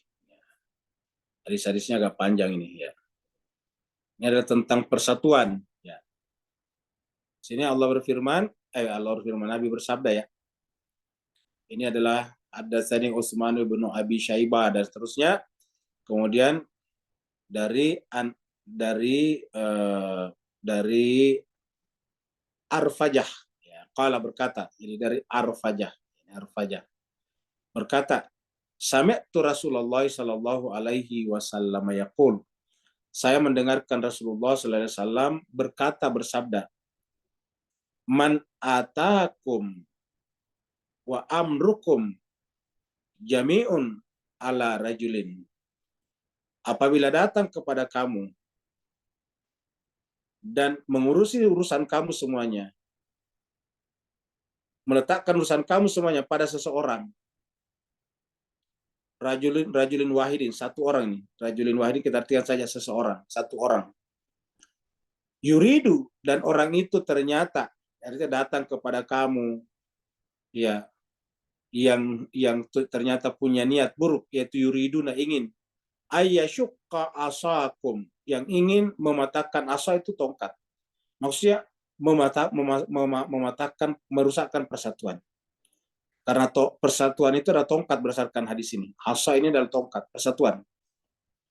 Kalau ada orang datang kepada kamu yang ingin menyuruh kamu untuk merusakkan persatuan atau bercerai-berai, ayufarriqan, ini baru dia bercerai-berai, ayufarriqah, atau bercerai-berai. Yufarriqah itu bercerai-berai, berpecah belah, mencerai-beraikan, memecah belah jama'atukum, jamaah kalian, faqtuluhu, maka bunuhlah dia. Artinya apa jemaah sekalian? Ini kan artinya bahwa persatuan itu harga mati. Persatuan harga mati. Ya. Dan artinya peperangan tidak boleh dilakukan kecuali benar-benar terpaksa, yaitu membela diri. Nah, kita lihat tadinya peperangan yang dilakukan setelah Nabi adalah bersifat agresif. Yang diserang bukan orang-orang di luar Islam yang jahat, tapi yang diserang adalah justru cucunya Nabi. Ya. Yang terkenal kebaikannya. Nah, sini dikatakan, siapa yang ingin mematahkan tongkatmu atau ingin merusakkan persatuan kamu, maka bunuhlah dia. Artinya hentikanlah dia. Jadi ini adalah hadisnya jelas, ini Muslim. Riwayat Muslim nomor 3443.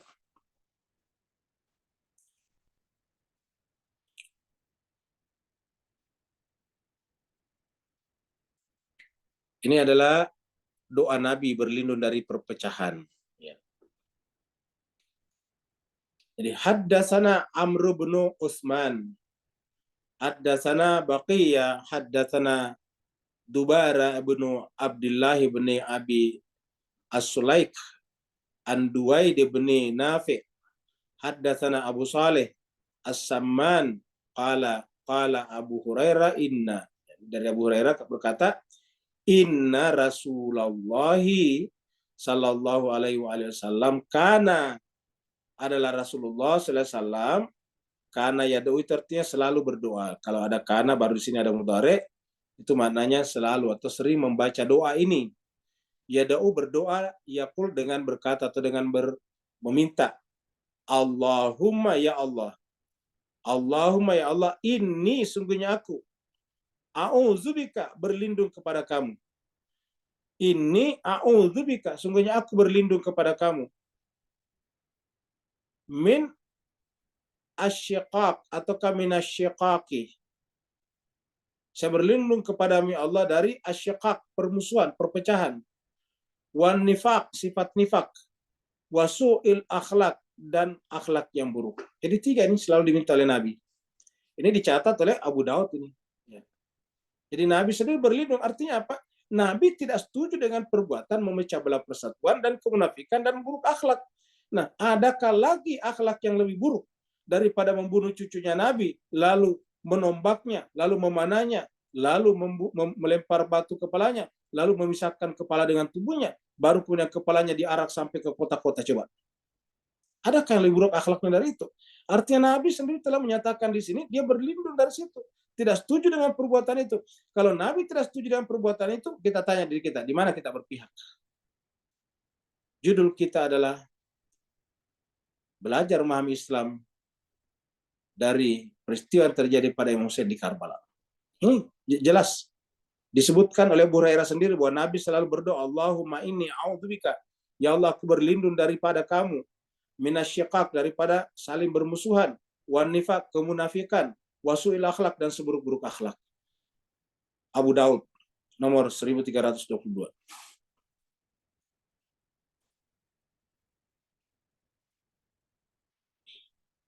Ini adalah hadis tentang mencintai Hasan dan Husain. Al-Hasan dan Al-Husain. Ini kita ambil dari Tirmizi nomor 3715. Haddatsana Mahmud ibnu Ghailan. Haddatsana Abu Usamah an Fudail ibni Marzuq an Adi ibni Sabit anil Bara anna Nabiyya sallallahu alaihi wasallam. Jadi dari Al-Bara, dari Al-Bara ini, Al-Bara ini, dari Al-Bara ini, kalau ini Al-Bara, kalau sini nggak ada tasdidnya, Anil Bara. Anna Nabiyya sallallahu alaihi wasallam, bahwa Nabi SAW absara, absara itu melihat, dari kata basira itu melihat, absara melihat, Hasan, cucunya yang pertama, wa Husainan, dan Husain, cucunya yang kedua. Jadi Nabi melihat Hasan dan Husain. Faqala, lalu kemudian Nabi berkata, berdoa, ini karena ada Allahumma di belakangnya. Jadi berdasarkan riwayat ini, Nabi kalau melihat Hasan dan Husain pasti berdoa. Nabi berdoa apa doanya? Allahumma ya Allah, inni uhibbuhuma fa'ahibbahuma. Ya Allah, sungguhnya aku uhibbuhuma, mencintai keduanya.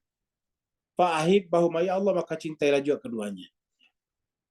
Ya Allah, aku mencintai keduanya, maka cintailah juga keduanya. Berarti ketika membunuh Imam Hussein apa artinya? Bukankah ini artinya membunuh kasih sayang Nabi? Karena namanya cinta itu adalah menyatunya antara mencinta dan dicinta. Jadi pada diri Imam Hussein ada Nabi sebetulnya melalui cinta ini.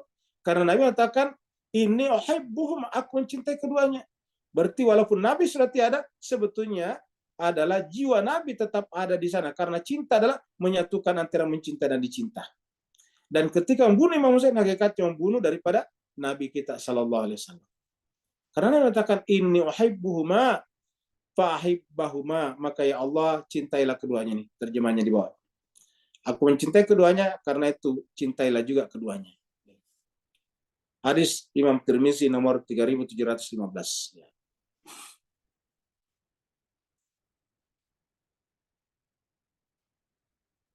Kemudian ini adalah mencium dan meluk Hasan dan Husain.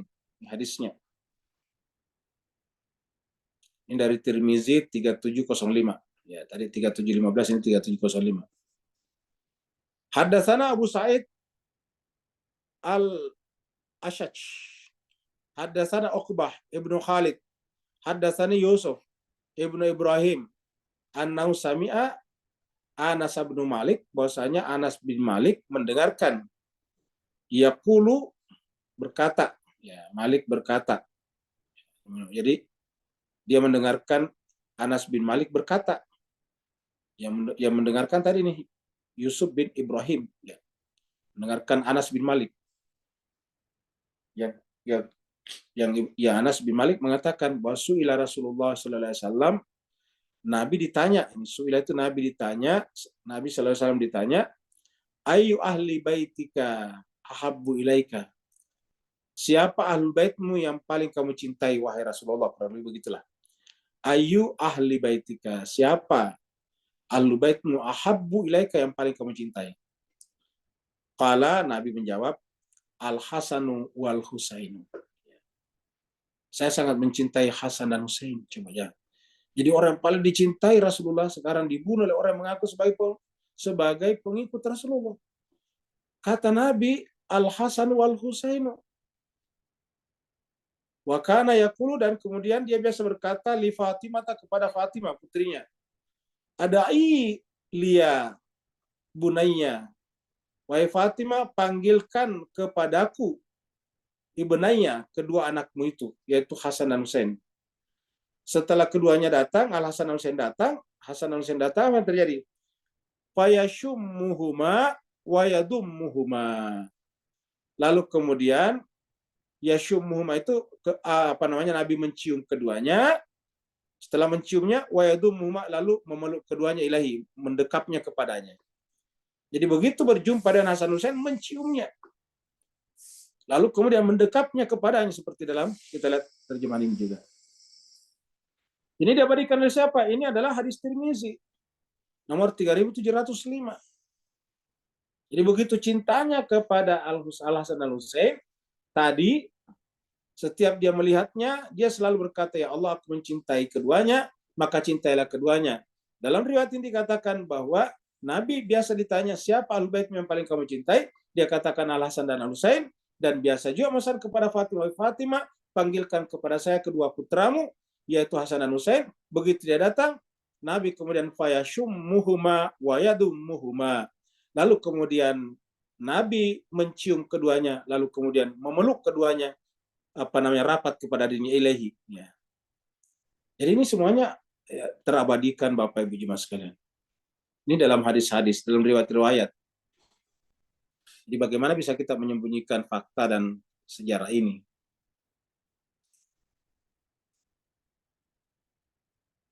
Ini adalah salah ini judulnya di atas, bukan bagaikan Musa dan Harun ya. Ya, ini adalah perumpamaan Ahlul Bait ya, ini adalah. Jadi kita sebut dengan perumpamaan Ahlul Bait ya Bapak ya. Kita ganti dulu ini ya. Jadi ini perumpamaan Ahlul Bait ya, ini. Perumpamaan Ahlul Bait ya. Ini dia, baru kita lihat sini. Perumpamaan Ahlul Bait. Qala Rasulullah sallallahu alaihi wasallam. Ini diambil dari sebuah kitab yang namanya Hakim Naisaburi, yang bukunya berjudul Al-Mustadrak. Ini pengarangnya. Dari Naisabur, Al-Mustadrak ala sahihaini, mustadrak terhadap dua sahih, yaitu Bukhari dan Muslim, jilid 2 halaman 323. Bisa dikutipkan kala Rasulullah SAW bersabda, masalu ahli baiti, perumpamaan ahlu baitku kata Nabi, masalah safinati nuhin, masalu safinati nuhin, perumpamaan ahlu baitku adalah seperti safinahnya Nabi Nuh, perahunya Nabi Nuh. Ya. Jadi masalu safinati nuhin, mandrakibaha, siapa yang menumpang naik ke atasnya, naja, ini naja artinya selamat. Mandrakibaha naja, waman takhallafa anha, siapa menyimpang darinya, maksudnya keluar darinya, siapa yang tidak mengikutinya, gariqa, dia akan tenggelam. Jadi mandrakibaha naja, waman takhallafa anha gariqa. Siapa yang menumpangnya, menaikinya perahu ini, maka dia akan selamat, dan siapa yang keluar daripadanya atau menyimpan daripadanya, dia akan tenggelam. Nah, jemaah sekalian berbahagia, ini adalah hadis-hadis yang sering juga kita dengarkan di masyarakat kita, menunjukkan betapa dekatnya hubungan Nabi dengan keluarganya, terutama kepada Al-Hasan Al-Husain. Tetapi di bulan-bulan di awal bulan Muharram seperti ini, cucunya yang bernama Al-Husain benar-benar diperlakukan sedemikian rupa oleh orang-orang yang mengaku sebagai pengikutnya sendiri. Ya, mudah-mudahan ini bisa memberikan masukan kepada kita bahwa inilah hakikat Islam. Dan ini adalah baru sebagian daripada pembahasan-pembahasan kita. Jadi kalau kita ingin memahami Islam, ya kita memahami bukan hanya dari kitab suci, tapi juga peristiwa-peristiwa yang terkait dengan ayat kitab suci. Seperti tadi, tidak boleh membunuh. Nah, kita lihat dalam sejarah, siapa yang terbunuh, siapa yang membunuh. Ya, semuanya kita bisa lihat dari kitab suci, teks-teksnya, dan kemudian kejadiannya dalam peristiwa-peristiwa. Ya, kita lihat misalnya ada surat Al-Quraish, ada surat Al-Fil. Ya kan peristiwanya ada, yaitu ketika Ka'bah diserang. Artinya bahwa kita bisa memahami surat Al-Fil itu kalau kita juga paham kejadian sesungguhnya, yaitu alam tara kaifa fa'ala rabbuka biashabil fil. Kalau kita tidak tahu kejadian sesungguhnya, yaitu pada saat Nabi akan lahir dan ternyata Mekah itu dikepung oleh Abraha untuk mengambil Ka'bahnya, ya kita tidak bisa paham hadis ini ayat ini. Apa sebabnya? Karena kita harus dibantu oleh peristiwa, karena hadis ini, ayat ini berbicara tentang peristiwa. Sama tadi hadis tadi berbicara tentang peristiwa. Harus kita tahu kejadiannya. Ayat-ayat tadi misalnya membunuh, harus ada kejadian-kejadiannya. Dan kita dengan kejadian itu kita membuat kesimpulan atau konklusi ataupun natijah. Kalau kita tidak bisa bikin konklusi atau natijah daripada ayat-ayat itu, inilah yang dikatakan bahwa banyak orang baca Al-Quran, tetapi Al-Quran itu tidak bisa memberikan apa-apa bagi dirinya. Karena Al-Quran itu kan nama lainnya adalah cahaya. Cahaya terhadap apa? Cahaya terhadap pikiran kita. Agar kita bisa mengambil kesimpulan yang benar. Agar nalar kita bekerja dengan baik. Kalau istilahnya tadi, la'allakum taqilun. Mudah-mudahan dengan membaca kejadian-kejadian seperti itu, kalian menggunakan akalnya dengan baik. Terima kasih banyak. Yang ada pertanyaan dipersilakan. Assalamualaikum Ustaz. Waalaikumsalam warahmatullahi wabarakatuh. Silakan Pak Nur.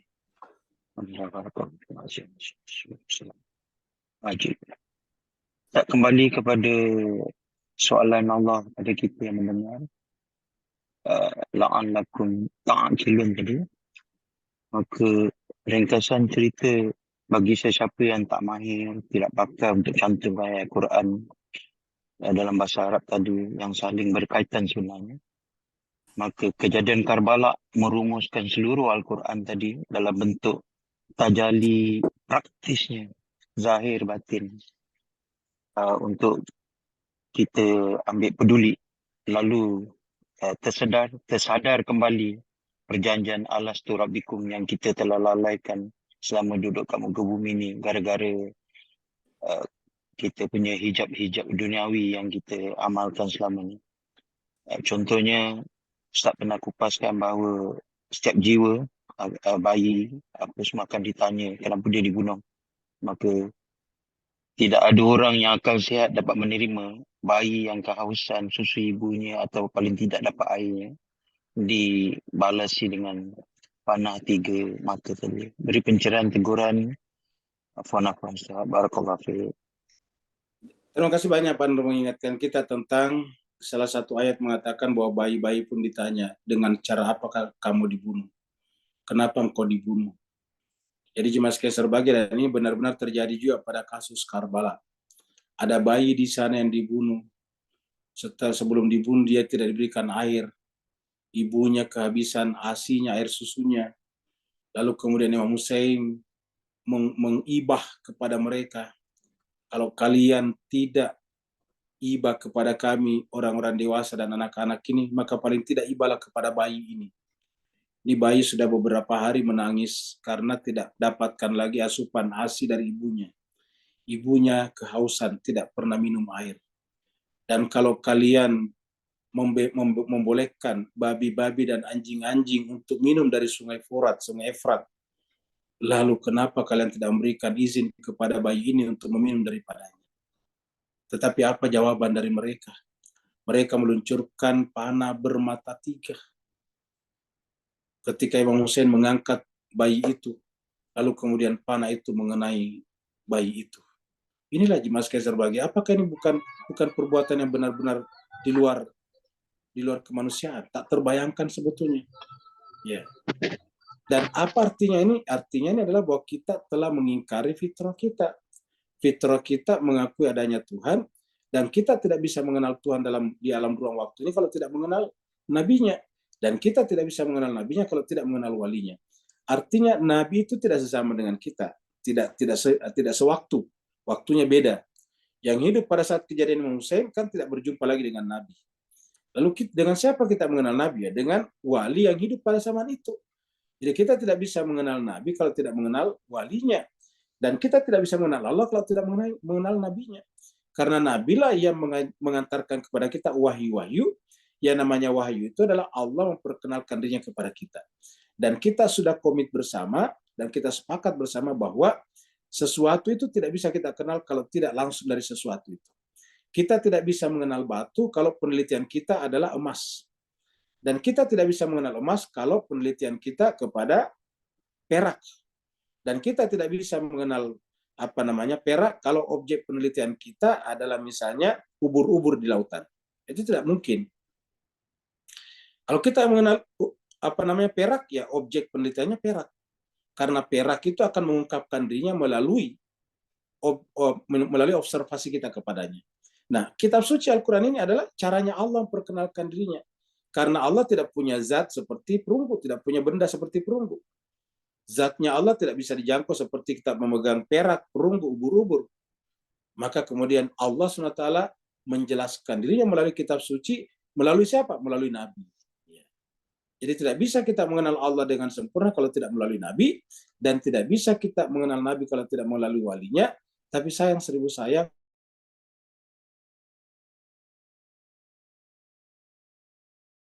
alih-alih mengenal walinya justru. Maka ini adalah hakikatnya bukan membunuh wali Allah, tapi membunuh diri kita sendiri, membunuh fitrah kita. Karena fitrah kita tadi telah menjawab, qalu bala syahidna di alam alastu birabbikum. Berikutnya lagi Pak Bus kalian. Silakan Bapak Ibu yang mau bertanya, langsung nyalakan mic-nya. Assalamualaikum Ustaz. Waalaikumsalam warahmatullahi wabarakatuh. Silakan Bu.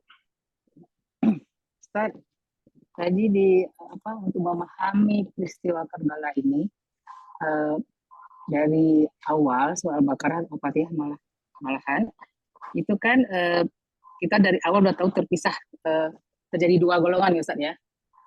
Dari sejak Allah menyuruh sujud kepada Adam, itu kan setan yang ingkar gitu, karena dia sombong gitu kan. Nah setelah Nabi Adam turun, terus Habil dan Kabil gitu ya Ustaz ya. Selalu ada dua turun-temurun terus gitu Ustaz. Nah di ayat yang tadi Ustaz terangkan, surat 2 ya, surat 2 ayat 36, situ kan, maka setan menggelincirkan keduanya situ. Itu masih pakai rumah, artinya laki dan perempuan ya Ustaz ya, itu ya. Boleh nggak dipahami begitu, karena di bawahnya itu kan kum kalian gitu. Dan nanti kalau kalian dibisikkan setan, nanti kalian menjadi zalim gitu Ustaz. sangat menarik tadi Ustaz bilang. Selama ini kan sebelum kita belajar tadabbur gitu, memahami Al-Quran hanya dengan terjemahan-terjemahan gitu, nggak bisa mengambil sesuatu kesimpulan apapun. Tadi menarik Ustaz bilang bahwa Al-Quran ini ada premis-premis gitu ya. Nanti baru kita mengambil kesimpulan. Itu jelas banget gitu Ustaz. Mohon penjelasannya Ustaz kalau saya telah mengambil kesimpulan. Baik, terima kasih banyak Bu Haria atas penjelasannya.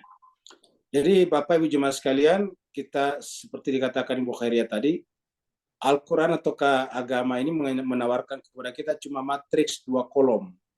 Jadi ada namanya matriks 2 kolom. Matriks 2 kolom itu seperti ini ya. Kita bikin matriks 2 kolom seperti ini. 2 kolom namanya nih. Cuma ada di sini dan ada di sini. Ya. Cuma 2 kolom. Ada di sini, ada di sini. Sampai kapan? Sampai nanti di bawah. Di sini hanya ada sorga, di sini ada neraka. Gitu. Jadi 2 kolom. Jadi dari awal tadi kita lihat 2 kolom. Kolom pertama adalah kolomnya Allah dan Adam. Kolom yang berikutnya dibuat oleh iblis. Jadi Allah berfirman, wahai seluruh penghuni alam malakut, sujudlah kepada Adam. Pas sajadu, sujudlah mereka semuanya, berarti ada di sini. Illa iblis, iblis bikin kolom sendiri di sini. Ya. Kenapa? Karena dia aba wastakbara. Nah, setelah kemudian manusia menempati bumi ini, ya maka kemudian sifat iblis itu pertama kali diadopsi, disifati oleh Kabil. Nah, ada di sini nih. Habil ada di sini, Kabil ada di sini. Begitulah sepanjang sejarah sampai ke bawah. Kasus Karbala juga begitu. Imam Hussein dan 70 orang bersamanya, 100 orang bersamanya ada di sini. Sedangkan yang bunuhnya ada di sini. Makanya tadi itu adalah premis yang dikatakan Ibu Haria. Yaitu kita tinggal milih mau ikut di kolom ini atau kolom ini. Ya, kita supaya gampang kita kasih yang sini dengan merah ya, ini merah ya. Merah. Ini biru, ini merah, kamu gitu. Ini jelas kolomnya cuma 2. Sorga, neraka. Sampai di akhirat nanti cuma 2, neraka, sorga. Jadi di dunia ini cuma ada 2 kolom saja. Jadi matriksnya itu cuma 2 kolom, ya, yaitu kolomnya Allah dan Adam, dan di sini adalah kolomnya iblis dan setan. Kita mau tinggal di mana, ya. Dan di sini ada pasukan-pasukannya juga, yaitu dari kalangan setan, dari kalangan manusia dan jin. Di sini juga ada juga manusia dan jin yang menjadi prajuritnya juga Allah dan Rasulnya. Jadi di sini juga ada nih. Jadi kita sudah bahas surat jin, di sini ada juga ikut, di sini ada jin juga di sini. Manusia ada ikut di sini, ada di sini. Jadi 2 belah pihak. Maka di akhirat nantinya juga ada jin di sini, ada manusia di sini. Ada jin di sini, ada manusia di sini. Dan diabadikan dalam surat Al-Araf, walaqad zara'na li jahannama katsiran minal jinni wal ins lahum qulubun la yafqahuna biha wa lahum a'yunun la yubsiruna biha wa lahum azanun la yasma'una biha ulaika kal an'am bal hum adall. Jadi kami akan isi neraka jahanam, kata Tuhan. Dari mana? Minal jinni wal ins. Jadi jin dan manusia ada di sini. Sekarang kita tinggal milih mau masuk di sini dan di sini. Dan Al-Quran memberikan itu premis itu pendahuluannya, kata-kata pendahuluannya, kita yang mengambil kesimpulan. Kan di sini kita tidak ada kata-kata kamu ikut Imam Hussein, kamu menolak Yazid, nggak ada di sini. Lalu siapa yang menyimpulkan? Ya kita. Ya, tidak ada di sini kata-kata maka ikutilah Imam Hussein, nggak ada. Yang ada tadi adalah janganlah ikuti orang yang kasar, yang kaku, yang keras, yang kerjanya berbuat dosa, kan ada tadi. Siapa yang dimaksud? Tidak disebutkan namanya. Nah, kita lah yang mengambil kesimpulan siapa yang kita masukkan di sana. Ya. Jadi inilah yang disebut dengan premis-premis tadi, yang kesimpulannya, konklusinya kita yang bikin. Al-Quran semuanya begitu. Ya. Kalau misalnya langsung contohnya ada ya Ustaz ya? Ya. Kejadian akan ada gitu, contohnya itu ada gitu. Akan ada, betul, akan ada terus. Makanya kalau misalnya disebutkan namanya, kan berarti hanya berlaku pada satu peristiwa saja. Nah, sedangkan kan peristiwa terus-menerus terjadi dan orang-orangnya berubah-ubah. Maka tidak perlu disebutkan namanya, yang disebutkan adalah premisnya saja. Nah, bagaimana caranya mengambil kesimpulan dari premis itu, daripada pendahuluan-pendahuluan itu? Ya ini kata yang ditanyakan tadi Pak Nur, la'allakum ta'qilun, gunakan akal sehatnya. Ya, inilah tujuan Al-Quran turun sebetulnya, la'allakum ta'qilun.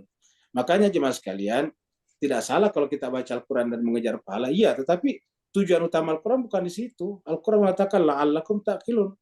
Mudah-mudahan dengan baca Al-Quran, akal pikirannya bekerja dengan baik. Untuk apa? Mengambil kesimpulan. mengambil konklusi, mengambil natijah. Kesimpulan adalah bahasa kita, bahasa Melayu, bahasa Indonesia. Konklusi adalah dari bahasa Inggris, conclusion, sedangkan kata natijah dari bahasa Arab. Jadi sama saja. Kesimpulannya kita ambil. Kesimpulannya apa? Kita ada di sini kah atau kita ada di sini? Seperti itu. Ada lagi? Ustaz. Ya, sama-sama. Silakan jika masih ada pertanyaan, langsung dinyalakan mic-nya. Ustadz sambil menunggu, Ya. itu untuk kejadian Imam Husain ini kan di bulan Muharram, Ustadz ya.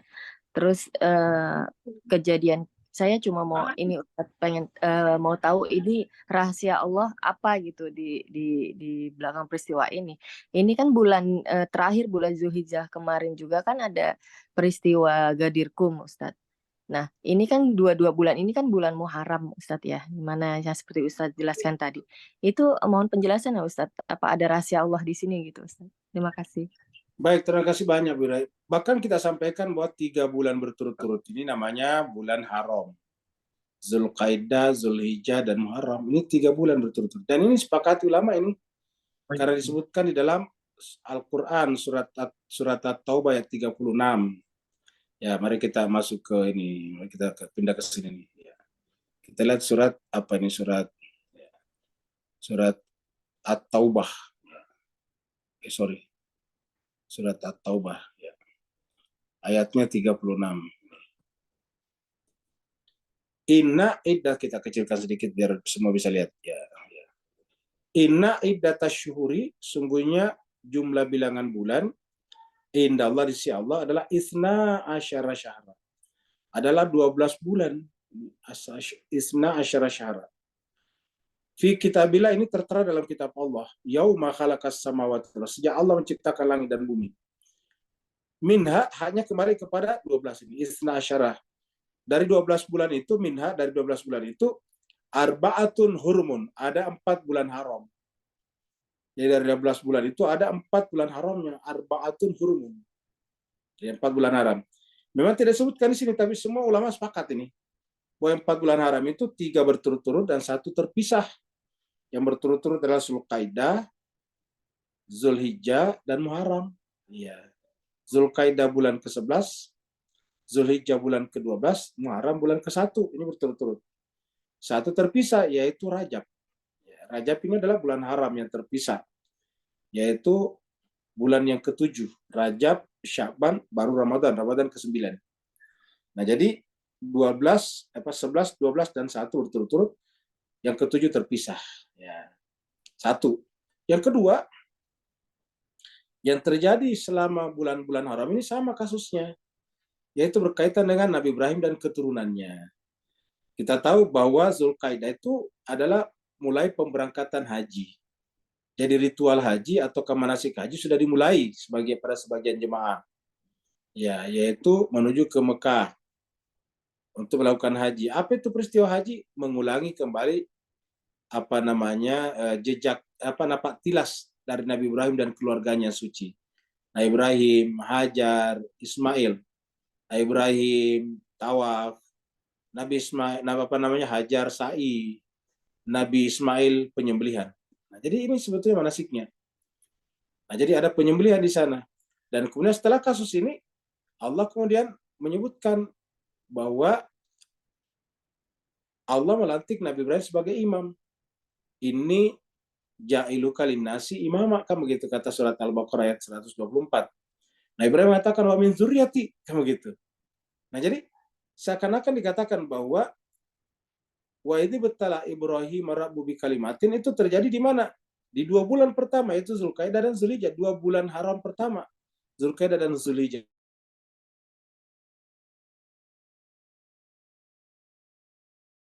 Ibrahim langsung, anaknya, kan anak Zulhijjah agak beda sedikit. Kalau anak biasanya langsung, kalau Zulhijjah turunan jauh ke bawah, sampai keturunan jauh ke bawah maksudnya. Nah, maka kemudian pada bulan Muharram keturunannya Nabi Ibrahim jauh ke bawah, yaitu Nabi Muhammad kita. Punya anak, Fatimah punya cucu namanya Al-Husain tadi. Iya. Dan ini dikatakan ini ja'iluka linnasi imama, baru kemudian dikatakan wa min dzurriyyati, dzurriyyatku, kata Nabi Ibrahim. Nah, jadi inilah yang terjadi di sana. Jadi bulan Zulkaidah Zulhijjah itu adalah prosesi tawaf, sa'i, dan penyembelihan Nabi Ismail oleh ayahnya yang tertunda, yang difidiakan. Ditunda kemana? Pindahnya ternyata 1 bulan persis, dari 10 ke 10. Iya. Hari Nahar itu 10 Zulhijjah, kemudian hari Asyura 10 Muharram. Ini sama nih. Jadi sama-sama Nahar sebetulnya. Nahar itu kejadiannya. Satunya adalah 10 Zulhijjah, satunya 10 Muharram. Jadi 1 bulan persis ini. Dan antara ini ada peristiwa yang sangat penting, yaitu peristiwa Ghadir Qum dan peristiwa Mubahalah. Ini semuanya sama kasusnya. Ya, Ghadir Qum berkaitan dengan pengangkatan Ali, sedangkan Mubahalah berkaitan dengan orang-orang yang oleh Nabi disebut sebagai ahli bait itu tadi itu. Jadi ini tidak bisa dipisahkan 3 bulan ini. Zulkaidah, Zulhijjah, Muharram. Iya. Jadi kita katakan 3 bulan, tetapi sekaligus bermula dari Nabi Ibrahim sampai kepada Nabi terakhir dari keturunan Nabi Ibrahim, yaitu Islam. Ya. Dan Nabi terakhir dari keturunan Nabi Ibrahim, yaitu Nabi Muhammad. Jadi dari situ kan setelah Nabi Ibrahim, Nabi-Nabi itu dari keturunan dia. Nah terakhir adalah pada Nabi Muhammad kita. Dengan 3 bulan ini, dia disimpulkan menjadi satu peristiwa, dan inilah yang disebut dengan tadi, Syahrul Haram tadi. Ya, kita katakan tadi, minha arba'atu hurumun ini tadi. Minha arba'atu hurumun. Dan Allah mengatakan apa? Memahami 4 bulan haram ini adalah zalika dinul qayyim. Zalika dinul qayyim. Dan menarik lagi, Rajab itu apa? Tanggal pertengahan Rajab, 13 Rajab. Kelahiran Imam Ali. Jadi 4 bulan haram seperti diatur-atur. Padahal sebetulnya bulan haram ini sudah ada jauh sebelum Islam datang. Tetapi benar-benar pada bulan Rajab itu adalah kelahiran Imam Ali. Jadi arba'atu hurumun zalika dinul qayyim. Pada kejadian di 4 bulan inilah terletak agama yang lurus. Zalika dinul qayyim. Fala tazlimu fihinna, maka janganlah menzalimi dirimu di dalamnya. Nah, apa arti menzalimi diri? Menumpahkan darah, membuat kerusakan, bahkan dianjurkan yang berperang harus berhenti pada saat itu. Tapi yang terjadi justru yang damai justru dipaksa berperang, dibunuh pada saat itu. Padahal Al-Quran sudah jelas, la tazlimu fihinna, jangan melakukan kezaliman di dalam 4 bulan haram itu, termasuk di dalamnya tentu adalah Muharram tadinya. Jadi jelas sekali Mas Kaisar lagi. Ada lagi? Ya, terima kasih. Waalaikumsalam, silakan Pak Nur. Alhamdulillah, barakallahu fiik. Ustaz, beri pencerahan batinnya di makam haiwani level rendah kita sekarang ni. Bagaimana untuk kita fana, lalu baka fil fana ketika ziarah pada makam suci di Karbala. Sebab kita punya nyawa pun pendek, sedangkan makam 7 tadi panjang. Barakallahu fiik. Afwan Ustaz. Baik, terima kasih banyak. Nah, Jemaah sekalian berbahagia, kita ini manusia biasa, tahu diri namanya, mengetahui diri kita. Tahu kemampuan kita, bahwa kita ini adalah manusia yang syarat dengan dosa, berlumuran dengan kehilafan, kesalahan, kezaliman, lahir ataupun batin. Ini harus kita sadari. Maka rasa-rasanya kita tidak mungkin sampai kepada Allah dengan kondisi seperti sekarang. Tetapi Allah Subhanahu wa Ta'ala mengajari kita, kalau kalian merasa tidak mampu sampai kepada aku, dan memang itu adalah berat, maka harus melalui waliku, ya, melalui al-mukhlasun, kata Al-Quran. Jadi melalui mereka. Makanya Allah mengajarkan kita berdoalah supaya tawaffana ma'al abror. Tawaffana ma'al abror. Wafatkanlah kami bersama dengan abror. Kenapa? Karena kami pasti akan menyelamatkan Nabi dan orang-orang bersamanya. Wa najainahu walladzina amanu ma'ahu. Kami pasti akan menyelamatkannya bersama dengan orang-orang bersamanya. Ya. Nah, maka peristiwa Karbala ini kan menjelaskan kepada kita tentang kualitas kewalian seseorang. Dapat kita bayangkan seorang seperti Imam Hussein. Ya, tingkat kesabarannya. Tapi pada saat yang sama tidak ada rasa takut pada dirinya. Ya. Dia akan dibunuh, dia akan disembelih, bayinya seperti itu. Tapi dia tidak pernah terintimidasi. Dia tidak pernah kemudian terkalahkan oleh rasa ibahnya kepada manusia, lalu kemudian melepaskan kebenaran kepada Tuhannya. Melepaskan ahadnya kepada Tuhan, tidak pernah. Jadi Imam Hussein mengajarkan kepada kita bagaimana seorang pemimpin yang disebut dengan linnasi imamah itu. Ya, mempertanggungjawabkan semuanya. Nah, maka jemaah sekalian terbaik, karena kita tidak mampu sampai kepada Allah, melalui Imam Hussein. Karbala adalah sebetulnya tempat fananya kita. Karena Imam Husain adalah bersama dengan Tuhannya, bersama dengan datuknya, bersama dengan ayahnya, bersama dengan ibunya, bersama dengan kakeknya di Telaga Haud, dan kita rasa-rasanya tidak sanggup kalau sampai ke sana. Maka bagaimana caranya? Ya kita meleburkan diri kita. Kita memfanakan diri kita di dalam diri para manusia suci ini. Nabi juga sudah menjanjikan, anta ma'aman ahbabtah. Engkau akan selalu bersama dengan orang kamu cintai. Maka kita yang masih berada dalam tahap hewania ini yang dikatakan Pak Nur tadi, hanya akan bisa bersama berjumpa dengan Allah di Telaga Haud apabila kita bersama dengan orang-orang yang sudah fana, sefana-fana.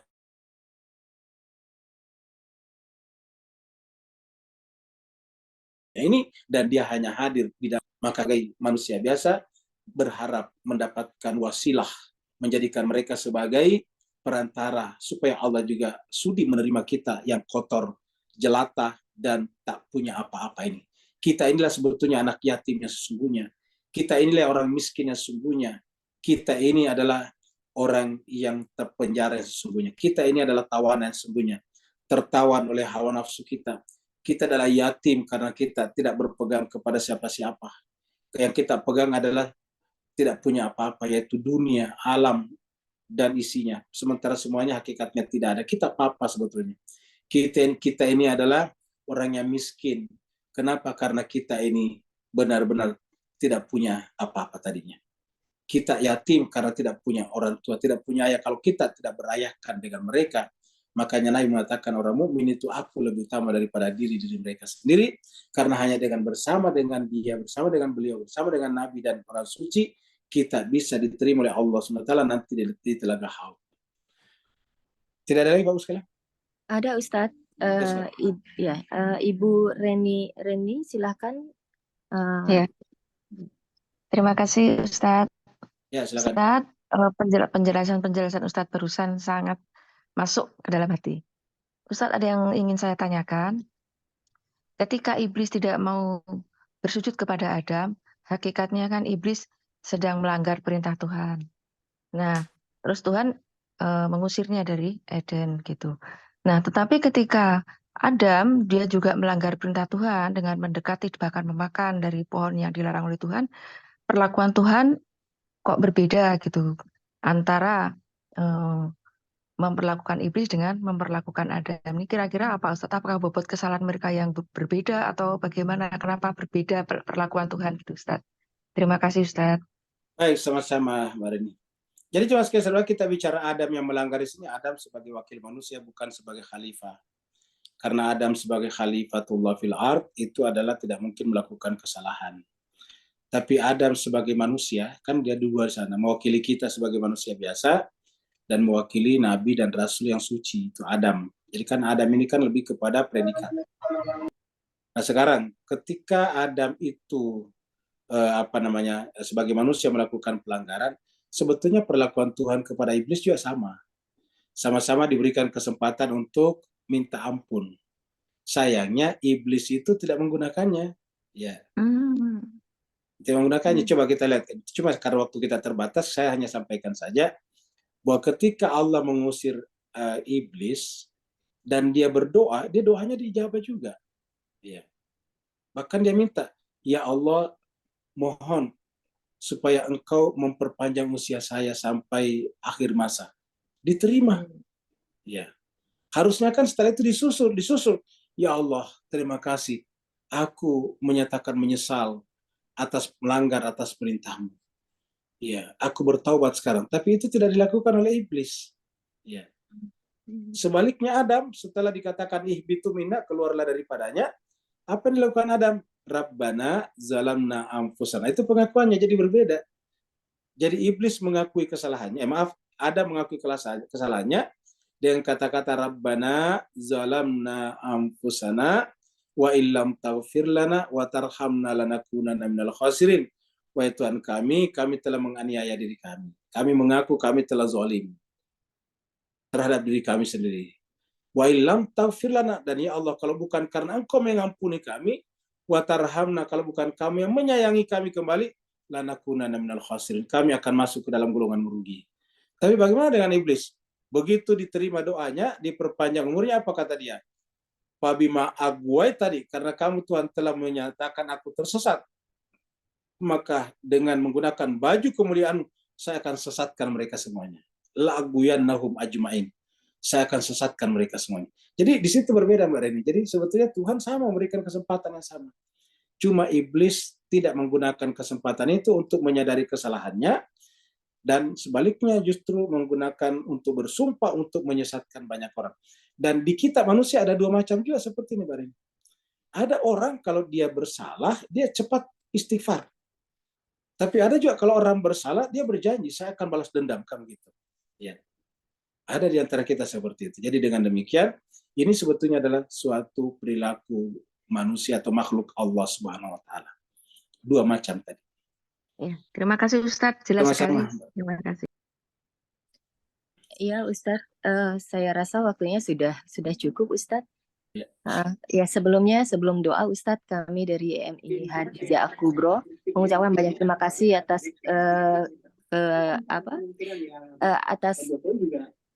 Ustadz untuk memberikan penjabarannya tentang Karbala, tentang perjuangan Imam Hussein di Karbala pada pagi hari ini.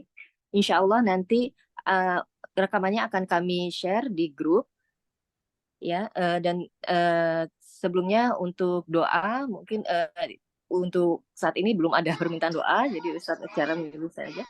Nah, terima kasih juga kepada ibu-ibu dan bapak-bapak yang sudah hadir. Insya Allah nanti akan kami share lagi undangan jika ada.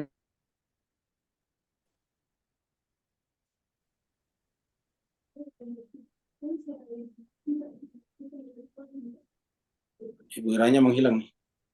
Terima kasih Pak Ustadz. Selamat siang. Sama-sama. Terima kasih Pak Ustadz. Terima kasih Terima kasih Pak Ustadz. Ustadz.